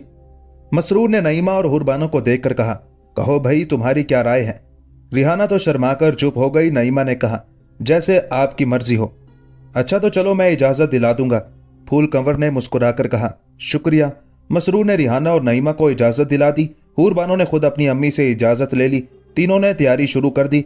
लिबास बदले और असर की नमाज पढ़कर जाने को तैयार हो गई। मसरूर ने भी लिबास बदला और तैयार हो गए। गरज ये कि सब गाड़ियों में सवार हुई। मसरूर घोड़े पर सवार हो गए। चूंकि वापसी पिछली रात को करार पाई थी, इसलिए मसरूर ने एहतियातन 5 सवारों को भी अपने हमरा ले लिया। ये सब दिल्ली की तरफ रवाना हुए। दिन छुपने से पहले ये लोग दहली में दाखिल होकर शंकर दत्त के मकान पर पहुंच गए। आज सारा मकान अंदर और बाहर से खूब आरास्ता किया गया था। तमाम नौकर और वफादार खादिमाएं बड़े मसरूफ थे। मालूम होता था कि मंदिर के अलावा उस मकान में भी चरागा का इंतजाम किया जा रहा था। शंकर दत्त ने मसरूर को हाथों हाथ लिया। फूल कंवर, रिहाना वगैरह को अंदर मकान में ले गई और उनकी बड़ी मुदारात करने लगी। दिन छुपते ही रोशनी कर दी गई। मकान के हर गोशे में, हर तरफ की दीवार में, छतों पर, बुर्जों में मिट्टी के बड़े बड़े दियों की कतारें लगा दी गई थी और उन तमाम दियों को रोशन कर दिया गया था। खूब चरागा हो रहा था और रोशनी की कसरत से तमाम महल जगमगा उठा था। मसरूर जिस कमरे में ले जाकर बिठाए जाया करते थे, उसमें कसरत से मोमबत्तियां रोशन कर दी गई। सारा कमरा बुकाए नूर बन गया था। उस कमरे में जो कृष्ण जी का मुजस्मा था, उसके गले में बहुत से फूलों के हार पड़े हुए थे। मुजस्मे के गिर्द भी फूलों के बड़े बड़े हार लटक रहे थे। थोड़ी देर के बाद मसरूर को महल के अंदर बुलवाया गया। वो वहां की रोशनी देखकर हैरान रह गए। उन्हें एक कमरे में ले जाकर बिठा दिया गया। कुछ ही वक्फे के बाद रिहाना, नईमा, हुरबानो और फूल कंवर भी वहीं आ गई। उन सब के बैठते ही कई नौकरानियां थालों में खाना ले आई। फूल कंवर ने सबके सामने खाना चुन दिया, अपने सामने भी रखा और सबने खाना शुरू किया। आज का खाना बड़ा पुरतकल्लुफ था। पूरियां, कचौरियां, शीरमाल, तरह तरह की मिठाइयां, किस्म किस्म की तरकारियां और कई तरह के नमकीन और कई किस्म के हलवे, गरज के बहुत कुछ सामान था। ये सब बातें करती जाती थी, हंसती जाती थी और खाती जाती थी। जब सबका पेट भर गया तो खाना बढ़ाया गया। अब फूल कंवर ने कहा, पूजा का वक्त करीब आ गया है, शंख बजने वाला है, तुम सब चलने को तैयार हो जाओ। मसरूर ने पूछा, क्या वहां मर्द भी होंगे? फूल कंवर ने जवाब दिया, मर्द, औरतें और बच्चे सब ही होंगे, लेकिन मैं रिहाना वगैरह को ऐसी जगह बिठा दूंगी जहां वो तो सबको देखें लेकिन कोई मर्द उनको ना देख सके। क्या मैं भी वहीं रहूंगा? माफ कीजिए, आप वहां नहीं रह सकते, क्योंकि वो मकाम दासियों के रहने की जगह के करीब है और दासियां उसी तरफ से आती जाती रहेंगी। आपको उसके सामने ही ऐसे मकाम पर बिठा दूंगी जहां से आप सब कुछ देख सकें। रिहाना वगैरह भी आपसे जरा दूर लेकिन आपके सामने होंगी। जहां आप चाहें बिठा दीजिए। तो जरा जल्दी कीजिए, पूजा का शंख बजने ही वाला है। यह कहते ही फूल कंवर उठी। ये सब भी उठ खड़े हुए। फूल कंवर उन्हें लेकर चली। चंद कमरों में से होकर एक बड़े कमरे में पहुंची। फूल कंवर ने कहा, अब हम मंदिर में आ गए हैं। वहां से वो एक बड़े हाल में आई। उस हाल में सदर के मकाम पर श्री कृष्ण जी की एक बड़ी तस्वीर रखी हुई थी। ये तस्वीर पत्थर की थी, शायद बराहना होगी। एक रेशमी धोती नाव के नीचे से टखनों तक बांधी हुई थी। उस धोती की किनारी जरदोजी थी, बाकी तमाम जिस्म नंगा था और फूलों के हारों और जेवरात से ढका हुआ था। उस कमरे में इस कसरत से रोशनी हो रही थी कि दिन सा निकला हुआ मालूम होता था। फूल कंवर उन्हें सबको लेकर उसके करीब ही एक कमरे में पहुंची। यह कमरा मुख्तसर था और हाल कमरे की सतह से तकरीबन 8 फुट ऊंची सतह थी। फूल कंवर ने उस कमरे में रिहाना वगैरह को बिठा दिया और कहा, इस कमरे के दूसरी तरफ जो जीना है वो उस मकाम पर जा निकलता है जहां दासियां रहती हैं। दासियां उस तरफ से आएंगी। आज वो एक ही किस्म के बेहतरीन कपड़ों में मलबूस होंगी। हर एक अपने पूरे जेवरात पहन कर आएगी। देखना कितना अच्छा लिबास और जेवरात किस कदर होंगे। वो उन्हें वहां बिठाकर मसरूर को साथ लेकर चली गई और कमरों में से गुजरकर एक ऐसे कमरे में पहुंची जिसमें रिहाना वगैरह के कमरे में बैठने वालों को देखा जा सकता था। अलबत्ता हाल वाले उन दोनों कमरों में बैठने वालों को नहीं देख सकते थे। हाँ, उन कमरों वाले हाल वालों को बाखूबी देख सकते थे। फूल कंवर ने मसरूर को बिठाकर कहा, आप यहां तशरीफ रखिए, उसे देखिए वो पूजा का शंख बजने लगा है। ये कहते ही फूल कंवर वहां से भाग गई। शंख बड़े जोर से फूंका जा रहा था। उसकी यह आवाज तमाम मंदिर में गूंज गई थी। शंख के बंद होते ही छोटे बड़े घंटे, घंटियां और घड़ियाल बजने लगे। उनके शोर से भी तमाम मंदिर गूंज उठा। उस वक्त बहुत से पंडित सिर्फ एक धोती किए, आड़े जनेब डाले, पूजा का सामान थालियों में लिए दाखिल हुए। उनमें शंकर दत्त भी था। ये सब हिलाली दायरे की सूरत में श्री कृष्ण जी के मुजस्मे के सामने खड़े हो गए। उनके बाद दासियां 2 कतारों में खुशनुमा रंगीन लिबास और फूलों के गजरे पहने आई और पंडितों के पीछे हिलाली दायरे में खड़ी हो गई। अब फिर शंख बजा और घंटे घंटियां बजने लगी। उस वक्त हिंदू मर्दों, औरतों और बच्चों के गोल कमरे में घुस आए। उनके आने से तमाम कमरा भर गया। पूजा शुरू हो गई। सब हाथ जोड़ जोड़ कर खड़े हो गए। शंकरदत्त कुछ मंत्र पढ़ता था। तमाम पंडे उसकी तकरार करते थे। बीच बीच में चांदी की छोटी छोटी घंटियां बजाते जाते और चावल वगैरह कृष्ण जी की मूर्ति पर फेंकते जाते थे। थोड़ी देर में पूजा बंद हो गई। सारे हिंदू कृष्ण जी के पैर छूने के लिए टूट पड़े। वो एक तरफ से जाते थे और दूसरी तरफ से निकल आते थे। औरतें, मर्द और बच्चे मिले जुले थे। वो धक्का पेल हो रही थी कि खुदा की पनाह। हर एक हिंदू हस्बे हैसियत सोना, चांदी, रुपए, अशरफियां बुद्ध के पैरों में डालता जाता था। कोई 1 घंटे में तमाम हिंदू बाहर चले गए। पंडे भी चले गए। शंकरदत्त ने वो तमाम दौलत जो कई हजार रुपए थी उठवाकर अपने आदमियों को दे दी, जो उसी वक्त हाथों हाथ ले गए। अब फूल कंवर मसरूर के पास आई और आते ही बोली, पूजा खत्म हो गई, अब पहले दासियों का नाच देखना। मसरूर ने पूछा, तुम कब नाचोगी? दासियों के बाद, फूल कंवर ने जवाब दिया। क्या फिर इसी कदर लोग आएंगे जिस कदर अब आए थे? नहीं, अब खास खास और मुअज़्ज़ज़ लोग आएंगे। फूल कंवर चली गई। थोड़ी ही देर में कुछ लोगों ने उस हाल में जिसमें श्री कृष्ण जी की तस्वीर थी, दबीज कालीनों का फर्श बिछा दिया। फौरन ही आदमियों की आमद शुरू हो गई। शंकरदत्त और चंद और पंडित उन आने वालों का इस्तकबाल करने लगे। उस वक्त वो साधु भी आ गए जो पहले मंदिर के पास आकर ठहरे हुए थे। वो पूजा के वक्त नहीं आए थे। उस वक्त जो हिंदू मर्द, औरतें और बच्चे आ रहे थे वो सब मालदार लोग मालूम होते थे। मर्द बेहतरीन लिबास पहने हुए थे। औरतें खुशनुमा कपड़े और सोने और जवाहरात के जेवरात पहने थी। उनमें जवान और बूढ़े सभी किस्म के आदमी थे। थोड़ी ही देर में निस्फ कमरा भर गया। अब दासियां आई। वो सुर्ख रंग के रेशम के पिशवाज नुमा लहंगे, सफेद चलवार के और हल्के गुलाबी रंग के दुपट्टे पहने थी। सोने और जवाहरात के जेवरात इस तरीके से पहने हुए थी कि उनकी चमक उनके शफाफ चेहरों पर पड़कर उन्हें जगमगा रही थी। वो सब हसीन और शोलारू थी, लेकिन बाज उनमें बहुत ही ज्यादा परी कमाल थी और बिल्कुल चांद के टुकड़े मालूम हो रही थी। उन सब ने आते ही मिलकर रक्स और सरूर शुरू किया। चूंकि सबको नाच में महारत हासिल थी, इसलिए इस तरह नाची के हाजरीन दंग रह गए। फिर सब ने मिलकर श्री कृष्ण जी की तारीफ में एक गीत गाया। सब खुश इल्हान थी। उनकी तरन्नुम रेज सुरीली आवाजों ने सुनने वालों को मस्त और बेखुद कर दिया। हर शख्स ने रुपयों और अशरफियों के ढेर लगा दिए। उसके बाद दासियां एक तरफ खड़ी हो गई। चांदी की घंटियां बजी और एक दासी कृष्ण जी का रूप भर आई।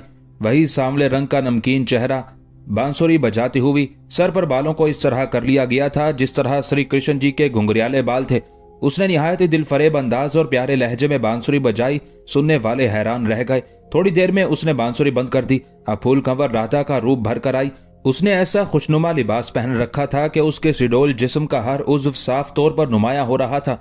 खसूसन सीने का उभार तो कयामत ही ढा रहा था। सर के बाल निहायत ही दिलफरेब तरीके पर गूंदे गए थे। स्याह और लंबी चोटी पुश्त पर पड़ी थी जो हल्के गुलाबी दुपट्टे में से झलक रही थी। वो वैसे ही काफी खूबसूरत थी। उस वक्त आफत की परकाला बन गई थी। मर्दों ने उसे आंखें फाड़ फाड़ कर देखना शुरू किया। उसे देखते ही कृष्ण ने कहा, ओह तुम आ गई राधा। राधा ने कहा, आ गई राधा। मोहन से अलग कब रह सकती है? मोहन कृष्ण जी का लकब है। कृष्ण जी ने कहा, मोहन कहाँ है? मेरे दिल में। फिर तुम किस मोहन की तलाश में हो? उसी मोहन की जो मेरे दिल में बसा हुआ है। अब तुम्हारी तलाश फजूल है। प्रेम ने राधा को मोहन और मोहन को राधा बना दिया है। ना तुम राधा हो ना मैं मोहन हूं। ओह, मैं मोहन हूं? मोहन? मैंने पा लिया प्रेम का आखिर, पा लिया मैंने मोहन को। राधा अपने मोहन के लिए नाचो और गाओ। जरूर नाचूंगी, जरूर गाऊंगी अपने मोहन के लिए। ये कहते ही फूल कंवर ने नाचना शुरू किया। वो कुछ इस अंदाज से नाची के देखने वाले लोट हो गए। उसके घुंघरुओं की आवाज और नाचने में पैरों का अंदाज देखने वालों के दिलों को मसलने लगा। मसरूर को भी ताज्जुब हुआ कि वो कितना अच्छा नाचना जानती है। लोग उसकी तारीफें कर रहे थे और रुपयों और अशरफियों के उसके सामने ढेर लगाते जाते थे। उस वक्त फूल कंवर भी नाचते नाचते मस्त हो गई थी। कुछ देर के बाद उसने नाचना बंद कर दिया। कृष्ण ने कहा, वाह वाह, आज तो तुमने खुश कर दिया। अच्छा अब गाऊं? फूल कंवर गाने लगी।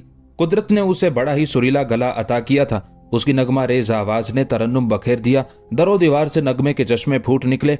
सुनने वालों पर कैफ आवर मदहोशी तारी हो गई। शायद ही कोई अपने होशो हवास में रहा हो। सब झूम रहे थे। जब वो खामोश हुई तो लोगों ने इस कदर दाद दी कि फूल कंवर का भी जी खुश हो गया। अब फूल कंवर ने एक बहुत बड़ी चांदी की थाली ली और एक सिरे से लोगों के पास जाना शुरू किया। हर शख्स उसकी थाली में अशर्फियां उंडेलने लगा। चूंकि सब लोग बैठे हुए थे इसलिए फूल कंवर को झुककर थाली सामने करना पड़ती थी और इस तरह उसका आतिशनाक चेहरा सबके सामने और इतना करीब हो जाता था कि उसके सांस की खुशबू की महक लोग सूंघ लेते थे। उस वक्त किसी ने भी उसे रुपए ना दिए बल्कि अशर्फियां दे रहे थे। कई थालियां अशर्फियों से भर गई। शंकरदत्त एक तरफ बैठा उन अशर्फियों की थालियों को हरीसाना निगाहों से देखकर खुश हो रहा था। उसका चेहरा और उसकी आंखें चमक रही थी। जब फूल कंवर सबकी जेबें खाली करा चुकी तो नौकरानियों को अशर्फियों की थालियां देकर उनके साथ चली गई। अब एक एक दासी ने आकर नाचना और गाना शुरू किया। मालदार लोगों ने उनमें से भी हर एक को अशर्फियां दी। ये अशर्फियां उसी दासी ने अपने पास रख ली जिसे दी गई थी। गोया ये उन्हीं का इनाम था। उस वक्त फूल कंवर उस लिबास में जिसमें वो नाची गाई थी मसरूर के पास आई। मसरूर ने उसकी तारीफ की। उसने कहा, देख लीजिए जरा सी मेहनत से मैंने कितनी दौलत जमा कर ली। हर साल मुझे इतनी ही अशर्फियां मिल जाती हैं। उस वक्त एक दासी गा रही थी कि औरत ने बुलंद आवाज में कहा, मेरी बच्ची। दासी ने उसकी तरफ बढ़ते हुए कहा, अम्मा अम्मा। उस वक्त कई पंडे हाल में घुस आए। शंकरदत्त भी खड़ा हो गया। कुछ शोर सा होने लगा। फूल कंवर ने मसरूर से कहा, मैं अभी हाजिर हुई, जरा देखाऊं ये कैसा हंगामा हो गया। ये कहते ही फूल कंवर दौड़ी चली गई। मसरूर उसकी तरफ देखने लगे।